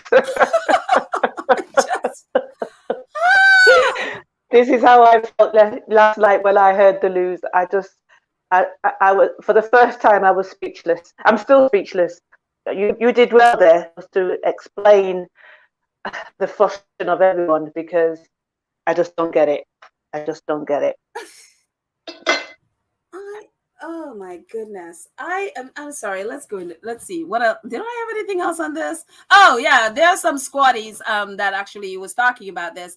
Actually, one of the this writer, Michael Morgan, he actually used to write for The Voice. He says, seeing Prince Charles's fat seeing Prince Charles's fat fingers on a newspaper that gave me my start and allowed me to grow as a writer, it's left me feeling really disappointed. When I wrote for The Voice, it stood against personification of oppression and suppression. I guess a lot has changed since then. And CEO of Yelling at the Top, she says, can't believe they're announcing this on Carnival weekend. I guess it's Carnival weekend in the UK. We have to stop letting the royal family sanitize their horrifically racist image using our things. Hello. And Lorna Editor, she is, I don't know, is Lorna Editor a squatty? I know she is definitely supporter of the Sussexes, but I know sometimes people are that, but they're not exactly a squatty, so I'm not quite sure if Lorna is, but she definitely supports the Duke and Duchess of Sussex. She wrote, guest edited by Sir Lewis Hamilton, no. Michaela Cole, obviously no. Stormy Z, no. Marcus Rashford, no. But Prince Charles, yeah. And I accidentally cut off the part where she put Prince Charles. Yeah, all of these people, all of these black people, influential black people, they could have used. I mean, Marcus Rashford, hello. Sir Lewis Hamilton, hello. Marcus Rashford literally during the pandemic fed children that parents couldn't afford to feed, basically had to guilt trip the members of the Tory government into funding a lunch program for children. I mean, any of these people, Lewis Hamilton does so much work, and again, even though I am still down on both him and Marcus Rashford for accepting MBEs and OBEs or whatever they have, but they have been doing incredible work for the communities, and they're black people. Any of these people you could have chosen. Shaz 144 says, also to my knowledge, renowned authors, musicians, equality campaigners like Mallory Blackman, Akala. I mean, hello. He is amazing. Zephaniah didn't edit. This is a perfect example of a still acquiescing to white supremacy and colonialism. The editors could have easily declined. Monarchy is about ensuring its existence. I mean, pick up her. There are so many people in the UK that could have guest edited this. I mean, even Idris Elba himself, even though he's again an OBE, he could have been the. Why isn't he the guest editing? And it is, whether it's for, let me use the royal family because I'm going to get press, whatever. You sell out your people for this. This is unreal to me.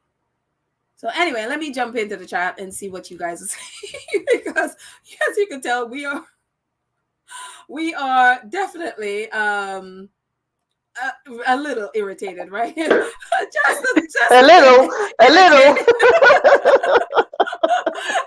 Argument says Benjamin Zephaniah refused their gong. Oh, he refused one of their trinkets, their OBE, MBE, CBE things. Yep.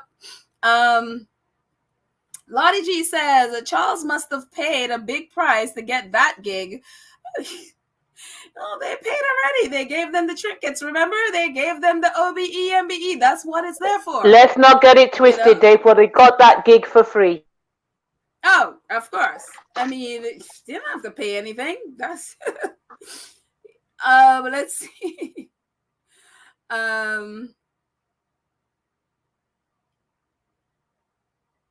Let's see. Who else is chatting in this? Let's see.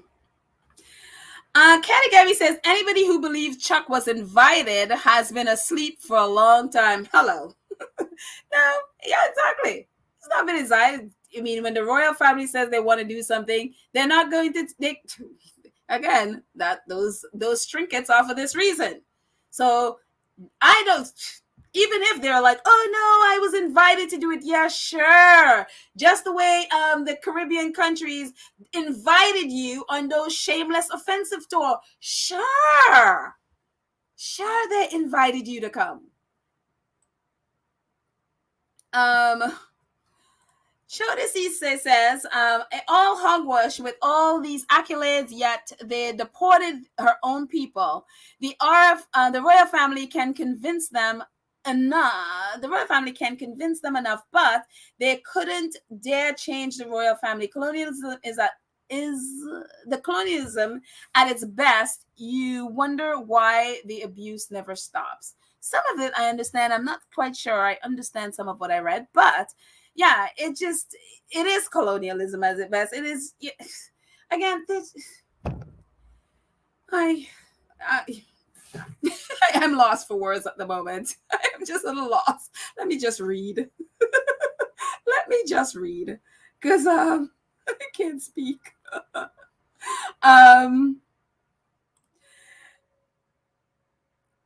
Black Queen says, quoted are, yes, we are. It's so sad. 400 years of brainwashism, and it's not easy to overcome, apparently.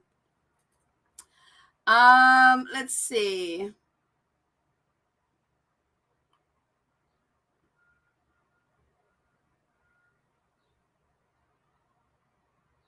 Let's see who else is saying stuff. Baron is here. Baron, you're right. Pedal knows how to play. Oh, I don't know. Baron is here. Oh my gosh, it's 1:30. Baron is probably on. I wasn't even paying attention to the time. If you need to jump over to Baron, totally jump over. I was not even paying attention to the time. I didn't even realize it was 1:30. So again, if you need to jump over, I totally understand. Go ahead. The replay is always here. And yeah. So let's see. Joan says, I feel Charles is competing with Harry. Ridiculous for an elderly man. They're always competing. That is the thing. They are always competing. And Harry and Meghan are like, we're just doing our stuff. We're not even paying attention to you. Winsome James Thomas says, hello, Pedal. I'm not happy with Prince Charles' gas.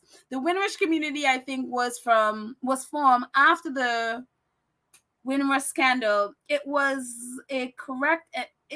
to correct and compensate persons who were affected. Remember, Jamaica is. Was that cut off, Winsome? I'm not sure if there's more you want to say. So definitely continue if there's more you want to say. I don't see why any Black person would be happy about this at all. This is just, it's a slap in the face. It's an absolute slap in the face. And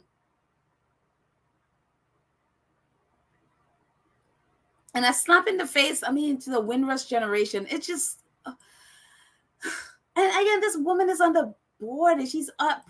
I mean, how do you explain that to the Windrush community? How do you explain this? I don't even know. And maybe they're more forgiving than I am, or more, maybe they understand this better than I am, but I don't understand how you can justify this. Let's see. Oh, Baron is at 2 p.m. today. Okay. Baron is at 2, so we're not encroaching on Baron's space in any way, so that's good. Yeah.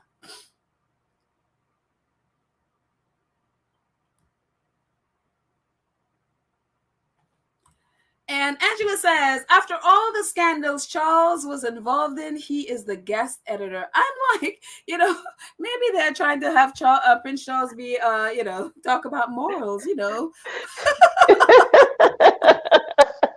That's a good point. I didn't even think about that. Can you imagine all that money in the suitcase? Now we know where some of it went.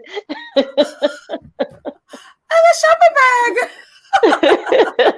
Have a shopping bag. I mean, even today, there's an article. I kid you not. Even today, there's an article on Prince Charles. I don't know. We talked about Prince Charles, his charity, taking money from this Russian guy, this Russian banker. Today, and we talked about that some of that money they claimed went to one of Prince Charles's charity, and the charity was like, wait a minute, we're closing down. We don't know anything about any money. Well, today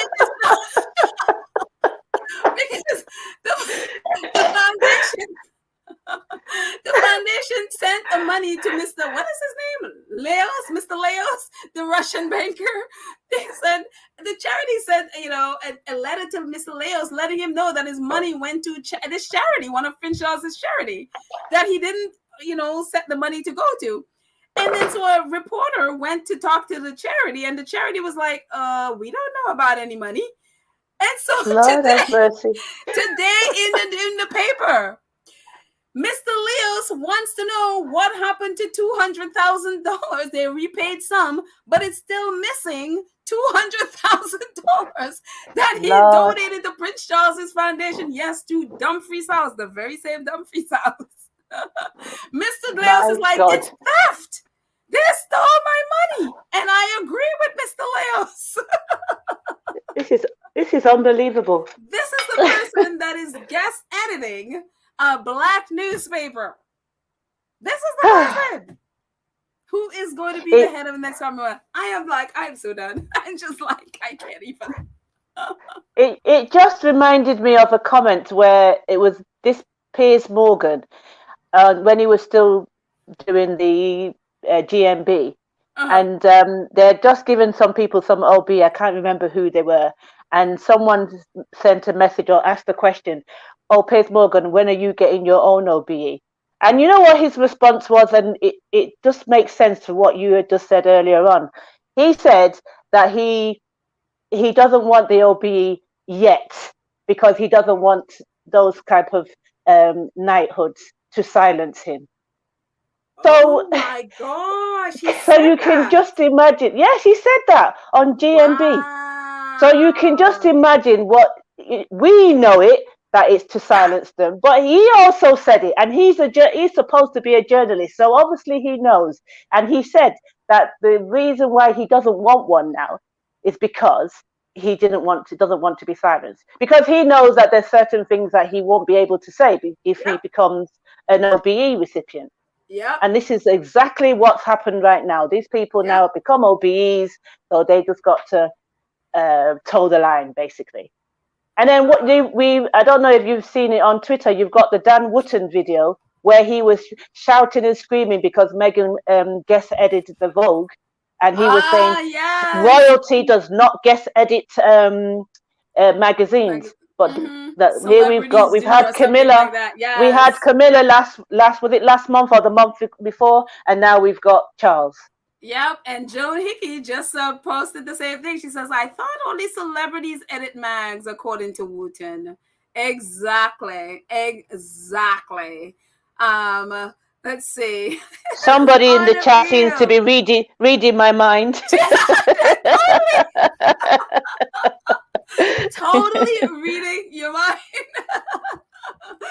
That's the second time today. I know. And it's so funny. The moment you said it, I literally look up and there it was. Shirley is so funny. She's like, "I'm definitely hiring you as my lawyer. I'd be arrested for giving too much attention to Nacho." Church Nelly, I'll probably be right there. It's like, "Oh, Nacho, is that you?" Church Nelly is so funny. I love it. Black Queen says, I don't see why black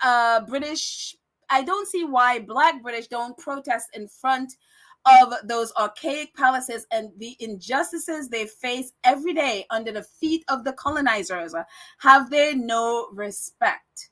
And what is the mood underground piece? Like people, because I don't see it on Twitter, and again, I'm not in the UK.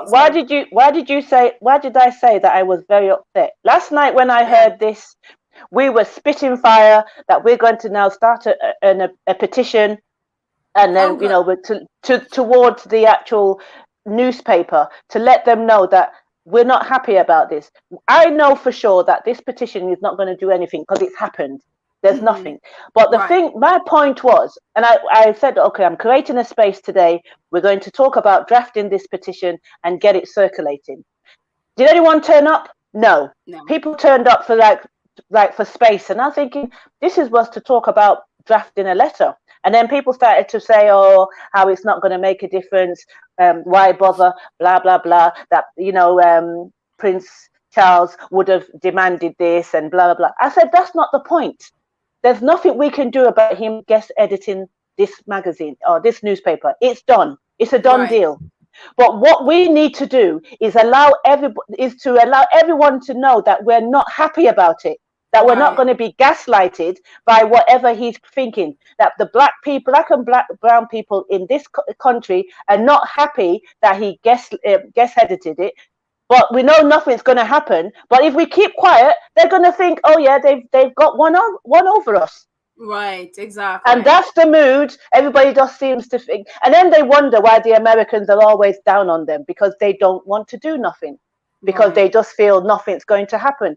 Nothing's going to happen if you do nothing. But at least let them hear your voices, that you are not happy. You're not being gaslighted. No matter how many times you edit this newspaper, we still don't like you. You're still racist. Right. But my people want to keep quiet because they feel nothing's going to happen, nothing's going to come of it. So that's what really pissed me off today. Right. And, you know, it's so funny because someone mentioned that on, I think it was the last episode, you know, about, because I was talking about, you know, that we need to, you know, in the UK, I think they were saying that, you know, the people who have voices, that the loudest voices are the right-wing press. And obviously, because, you know, most of the press in the UK is right-wing. And my point to that is that it's time for us Black people in the UK to use, okay, maybe you don't have the Daily Mail and the Express, and you don't have that right now. But there are free platforms that you can build, like you're saying. Even if you start with a letter writing or whatever campaign, start building and use whoever has little platforms right now supporting those platforms so that the voice get bigger, you know, create podcasts, write blogs, do whatever, form campaigns supporting it, and then working together, and together your voices will get bigger. But if it's just one person doing it and nobody is supporting, one person out there, it's kind of like one voice screaming into the void. But if you work together, it will become a big platform. And then, like you said, I mean, if you're just sitting around saying, well, nothing is gonna come of it. Yeah, well, nothing is gonna come of it, because you're right. Nobody is doing anything. It's frustrating because I know, like you and others in the UK, and especially squatties, are dying to do stuff. And all we need is support. So if you're out there in the UK and you're hearing this, please support Peace and all the other squatties doing stuff there.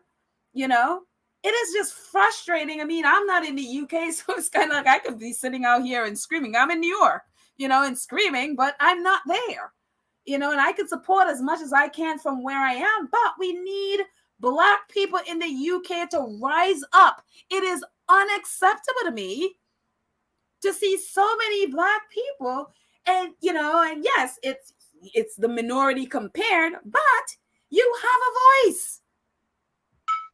And if you work together, it's going to be such a bigger voice. But if you're not doing anything, you're going to continue being in a situation where Prince Charles is guest editing the only Black newspaper in the UK. You know what I mean? That's why it's happening. That's why it's happened. And it will happen again, because they know we are going to do nothing about it. We're just going to sit. If it was a Harry and Meghan hashtag, you would have seen how quickly this would have been formed from last night. It would have been all over Twitter. They would have even, I think Prince Charles would have been even calling and saying, look, you know what, just let's cancel that thing, if it was that way around. But I just don't understand why people just feel, I kept on saying to them, it's not going to make a difference to him editing that newspaper. He's already done it's not going to stop it. It's going out. It's going to be done. People are going to see it. But if you keep quiet, they're going to feel that we don't mind, or we don't care, and they've won. But if there's a petition going around, we don't even have to go and march. You don't even have to get out of your houses. You can just sign your name to a petition. Make sure that it's you know, shared everywhere, and let the Voice newspaper boycott them. I unfollowed them today. Stop clicking on them and let them know that what they've done was absolutely ridiculous. Right. And honestly, Peace, I'm telling you, I feel like we're at a time where, look, get out on the street and protest and let your voice be heard. That's where I'm like, look, yes, if that's what people, I'll probably be the only one standing there with my placard, expecting everybody else to. Where are they? Yeah, exactly. But the thing about all I know is like, oh, go ahead. Yeah, go ahead. I was just going to say, if you don't stand for something, you will always fall for anything. Exactly. And I'm thinking, like, well, when is this going to stop? You know what I mean? You have literally, this man is the top voice really in the UK about environmental issues. You have literal poop pumped into your seat, and this man is silent. I mean, it is like, at what point? I mean, what do they have to do? I mean, the royal family literally are going to get help, apparently, with, I guess, heating their castles or whatever, while regular people don't have money to even, a lot of times, put food on their table. How about, I mean, it's just like, when are people going to rise up? When are people going to say something? When are people going to protest? And so it's unreal for me. Thank you so much, Legs. I appreciate your support. I'm sorry, we are going off on this, but Legs says, Polo, you remember how I said the other day, I totally agree with your point about using other platforms. I'm telling you, use what you got and support the platforms, man. Support it. Because that's how our voices grow. I remember, I don't know, Pete, if you were around when a few years ago, I remember us in SUSSEX Squad podcast, and I know Tina and Michelle will remember this. There is an organization of Black journalists. We were literally begging them to speak out about Meghan, begging them. They refused. I remember begging this reporter, this Black reporter, I will never forget her. And I think she blocked me on my old Twitter account because I called her out when she would not stand up for Meghan. She would not speak out about it. But then when the Vogue issue, British Vogue issue came out, she tweeted about, I think she said it was like her first Vogue or something in quite a few years or something like that. And I called her out because she would not stand up for Meghan, and then she blocked me. But because she was the one. I think she's a reporter. I think she's a BBC. I think she was one of the BBC. She's with BBC. I wouldn't say who she is so that nobody goes after her. But we were all on her case because she refused. And this coalition, these Black journalists, they refused. They would not. And I had this long thread going back and forth with them, begging them to work together to speak out as one voice to condemn racism, condemn what they're doing to Meghan. This long thread of it, they refused. They wouldn't do it.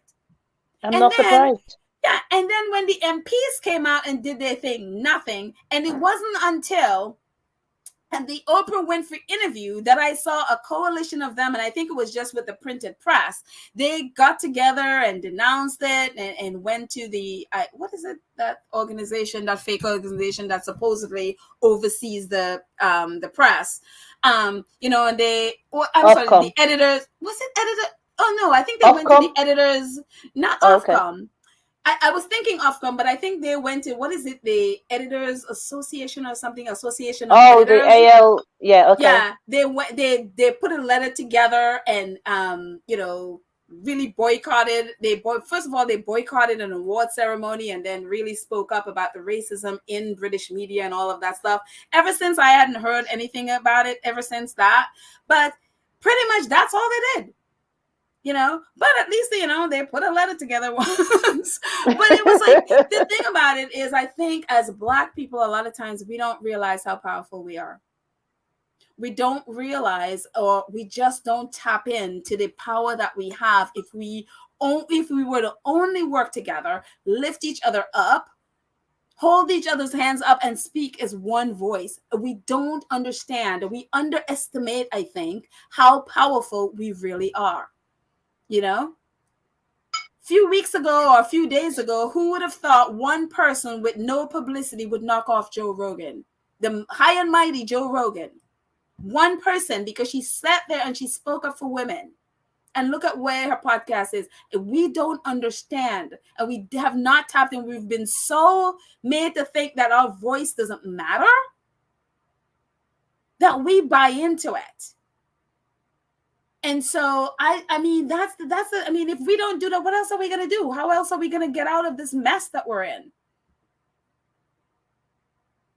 But anyway, let's just go back to the chats. Let's go back to the chat and see what else is there. I'm sorry.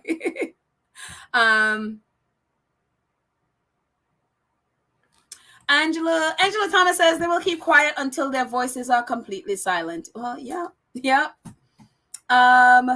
Let's see who else. Thank you so much, Angela. Very true. Eoma says, to the British people of color, the duck says she shouts not because the hawk will release its duckling, but so the world will hear the pain in her voice. Wow, that's powerful. I read that again. To the British people, this is a saying. The duck says she shouts not because her hawk will release the duckling, but so the world will hear the pain in her voice. We need to be shouting. We need to be shouting to the top of our lungs. Because honestly, silence only benefits the abusers. And that's why they've been trying to silence our girl for so long. That's why they scream and fall over a cliff when she speaks. That's why they vilify and do all this stuff to make her silent. They don't want the world to know about their abuse.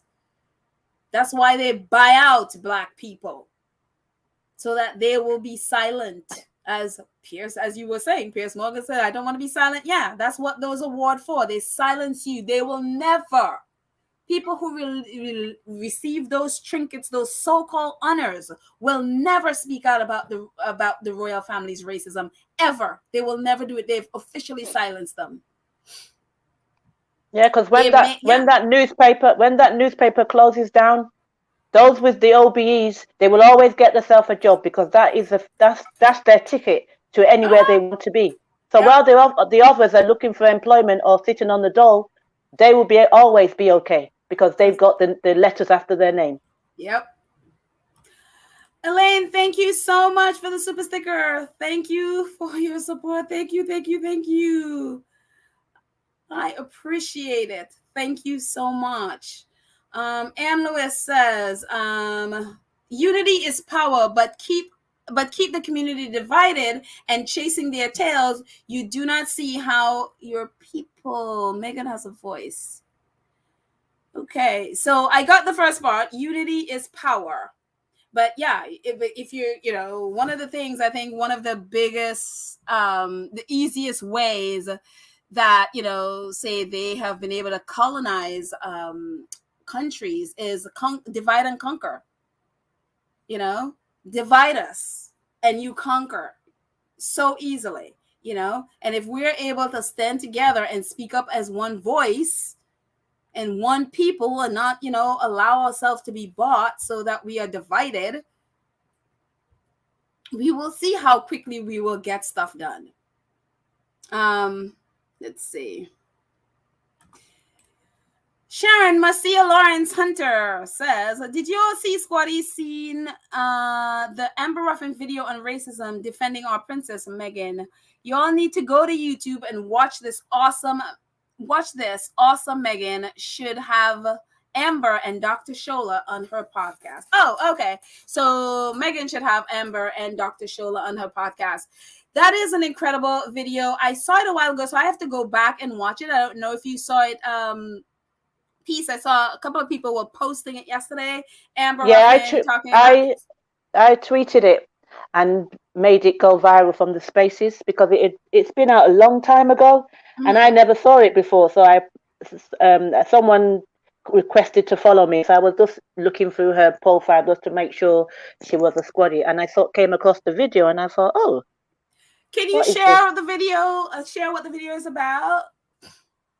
If it's the same one I'm talking about, she was just defining what it meant, because lots of the white people were trying to make out that uppity is not a racial word, but she clarified it, and knocked it down.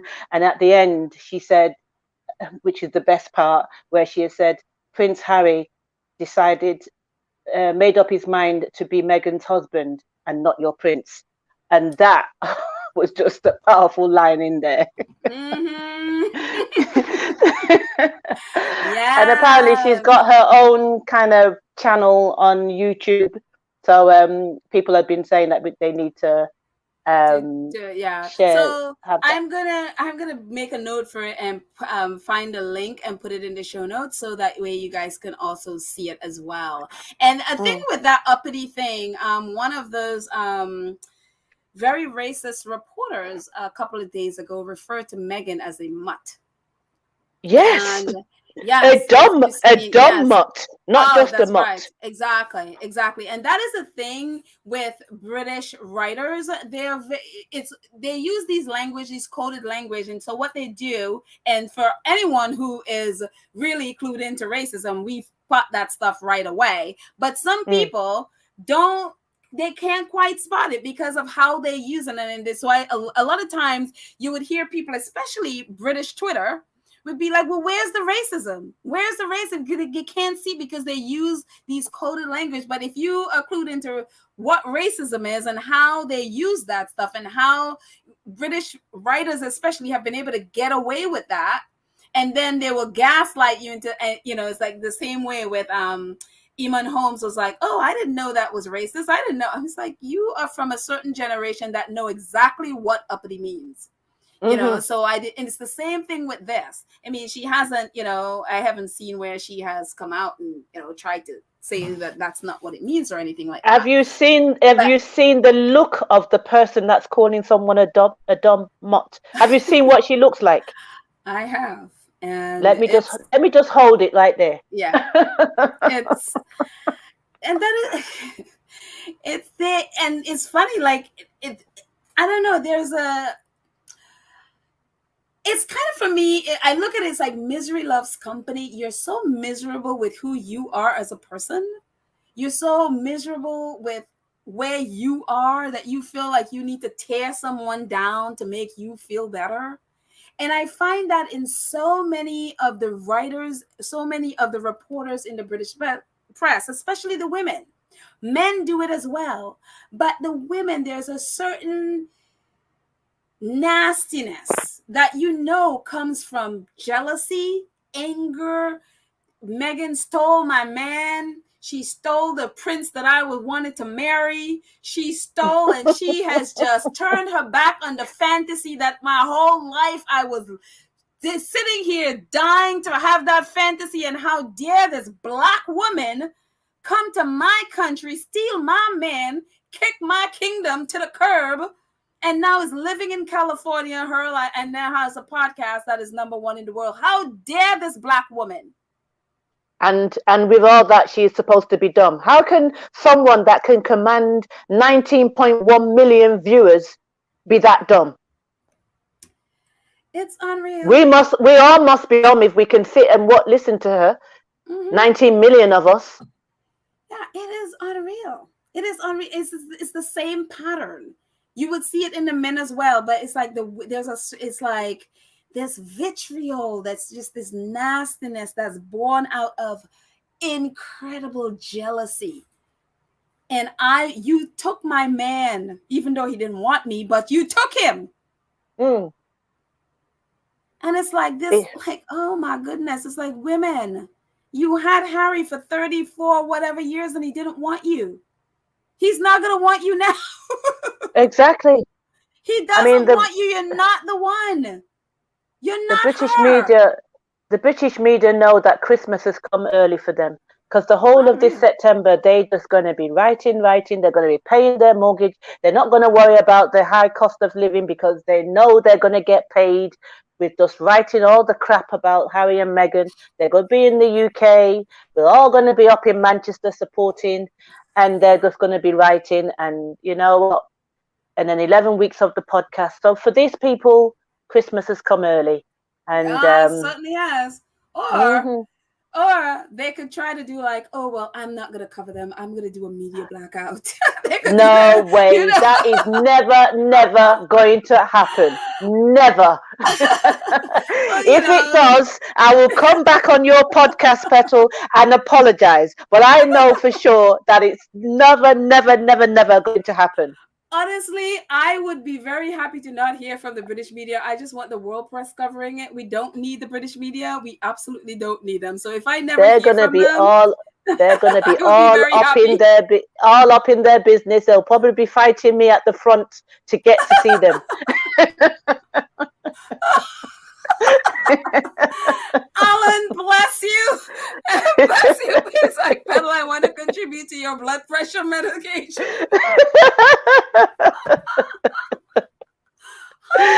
Oh dear. Oh, thank you, Alan. Thank you. I'm gonna go see my doctor to get that blood pressure medication, Alan. You can just send your money via, Cash App or PayPal. The only thing that's going to cure my blood pressure this week is on Tuesday when I hear the smooth voice of Meghan. That's the only thing that's going to calm me down. Oh my gosh. Sass says, Alan, I will be forever grateful. Thank you so much. Sass says, Petal, the root of the British media and tabloid hate is love of money, which is the root of all evil. Yes. Love of money and utter racism, that colonial mentality. It is all up in it. Thank you. That's totally. But, away from the, oh yes, Angela says yes. It's what's that? Jan Moya? Whatever hers. Yeah, yeah. 2:00. Oh, Baron starts 30 minutes now. Okay, so Baron is at 2:30. Okay, so we are gonna wrap it up shortly. Yeah. Okay. Thank you, Lydia. Baron is delayed for 30 minutes. Okay. So Baron is going to start at 2:30. So let's just, let's come down. Let me take my blood pressure medicine. Thank you, Alan. I love us so much. I love it. And we're going to change direction.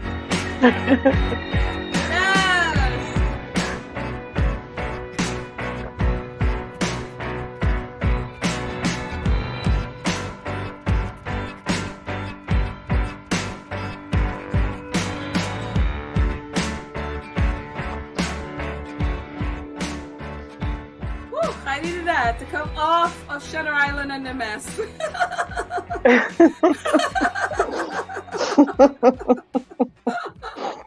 A little bit of thunder. So guys, that changed music is called Thunder. So yeah, so that's like my, the original one. Most of I would get comments like, Petal, I don't really like that one. So this is our new change music. So different thing changing. This is actually kind of cool. Barbie has introduced the nation's first female self-made millionaire, Madam C.J. Walker, as their newest doll. So I know this has nothing to do with the Sussexes at all, and they're like, what? Why is Petal telling us about this? Madam C.J. Walker was the first self-made millionaire in the United States. She was a Black woman, and she used to make this miracle hair grow, and I only knew about it because I was working on a musical about her life.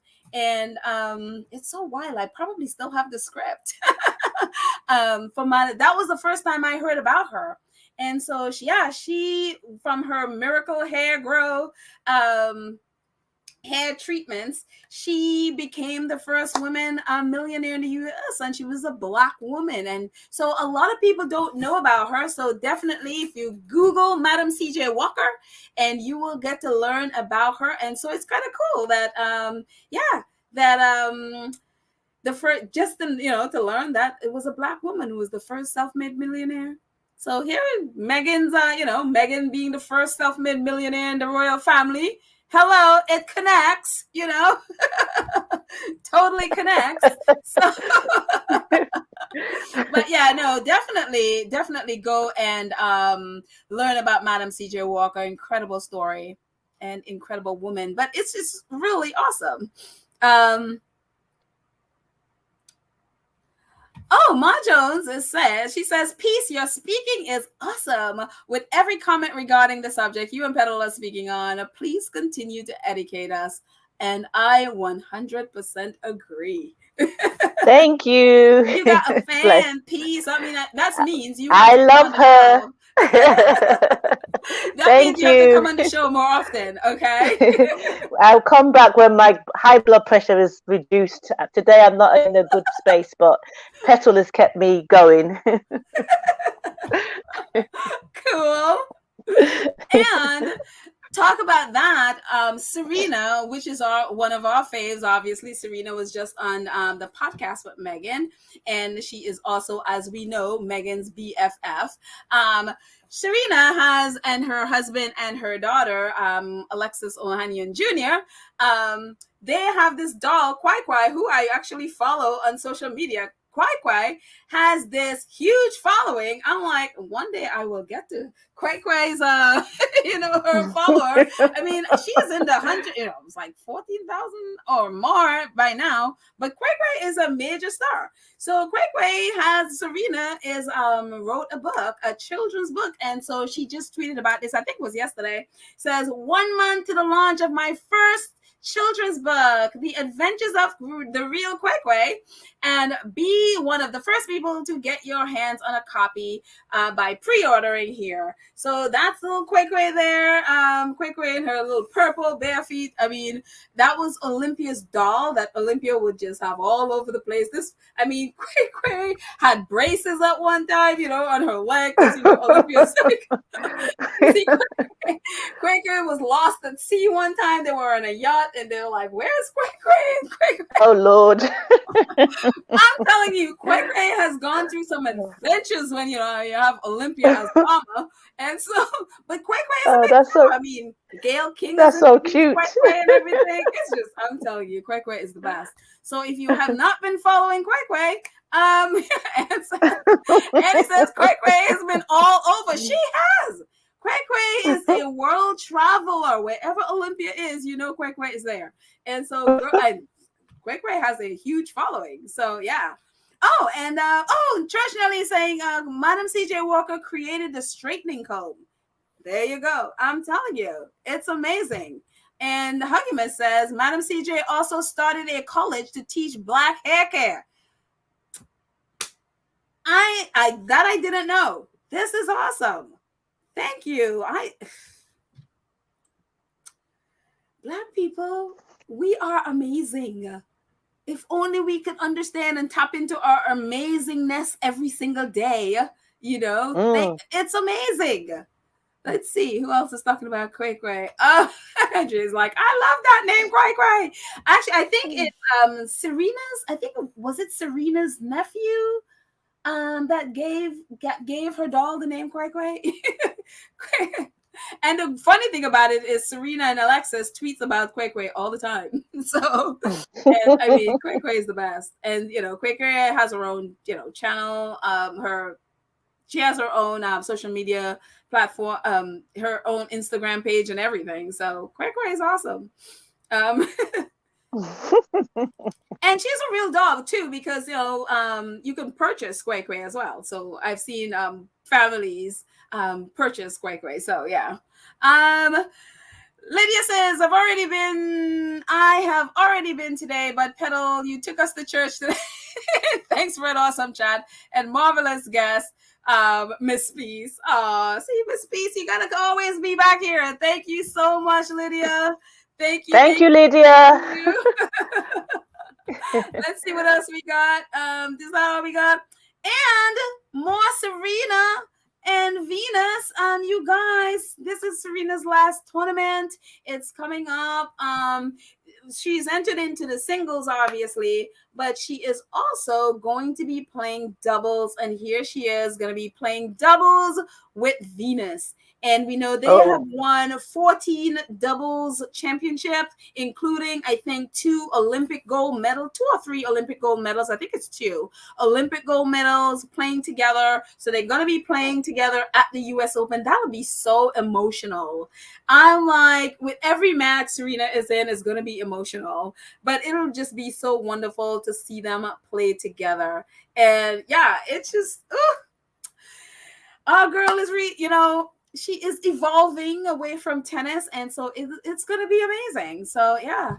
And again, I don't know if Harry and Meghan are going to be there, or if Meghan is going to be there, because they're going to be traveling to the UK. They have an engagement on the 5th. So don't know if they're going to be in New York for it, but don't be surprised. Basically, I wouldn't be surprised if they are there at least for one match. When is the opening? When is the opening? When does it start? The end of the month sometime? I don't even remember. I haven't been paying attention to what date. So if I can't jump on online at the second, if anyone in there could tell me what date is the US Open starting, that would be great. I'm always like on the day of like, wait, what day is this? Oh, it's starting tomorrow. It is starting. It is starting tomorrow. Thank you so much. So don't be surprised if we see a girl here at some point. And K-Knight says there are 3 gold medals. So they've won 3 gold medals, 3 Olympic gold medals. So thank you so much, K-Knight.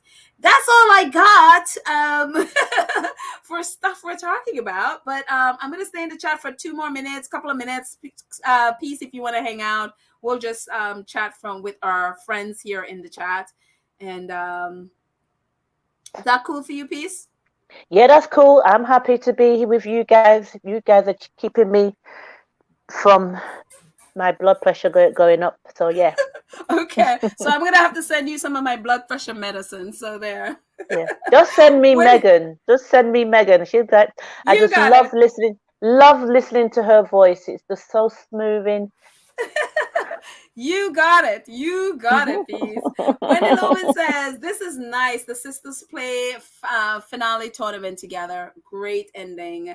Absolutely. I mean, who better to be there with and play with, no matter how late into the tournament or how far into the tournament they go?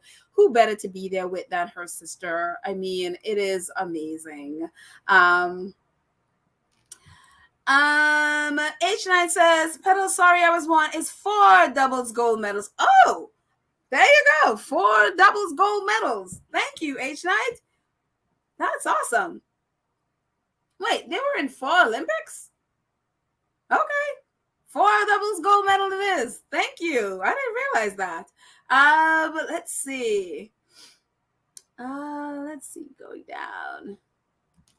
Jen Martin says, Pedal and Peace brought fire today. Much love and hugs. Blessings to you both. Oh, thank you, Jen. Oh, thank you. Thank you so much. I love having Peace here. You are so awesome. Oh gosh, Peace, are you gonna be able to go to when they go to Manchester and then they go to the are you available? I'm going to Manchester, but I'm not going to London. Okay. So can you be our underground reporter? Well, I can, but I just really they've all the times and everything seems to be kept close to they're not even, there's nothing on their website. I think it's going to be an evening thing because it's an opening ceremony on the 6th. So we just got to work out when they'll be coming into the building. We know where it is. I'm going to be there from early in the morning. So the hotel that I'm staying, you can see the building outside from outside the window. So I'm not planning to miss anything. So yes, if I will, do what I do, if I can get a glimpse of them, that would be great. Awesome. Awesome. I'm calling the One Young World on Tuesday just to see if they will give me an exact time. I have actually emailed them to see if I could do the Twitter reporting, but I haven't had a response yet. Oh, okay. Gotcha. We'll see what happens on Tuesday when I give them a call. Okay. Yeah. So hey, I will be looking to you as our official Facts and 2 Cents roving reporter in Manchester. Yeah, I'll come back and we can talk to our friends and talk about it. I just hope I get to see. I'm over Prince Harry now. It's now all about Meghan. There you go. It's like, Prince Harry, when we go back to Invictus, it'll be all about you. Right now, it'll be all about you. It's all about Meghan. Michael Miller says, I'm going to Manchester, I'm going to London, I'm going to Germany. Oh my goodness. Oh wow, that's Michael a super fan. Oh, that is awesome. Pictures, he's a super fan. Michael, pictures. Well, second roving reporter, Michael. Thank you. That'd be awesome. Please send us some pictures, and I'll try and. I will look out for Michael. I'll look out for him in Manchester. Look out for peace. You know what peace looks like. There you go. Look out for peace.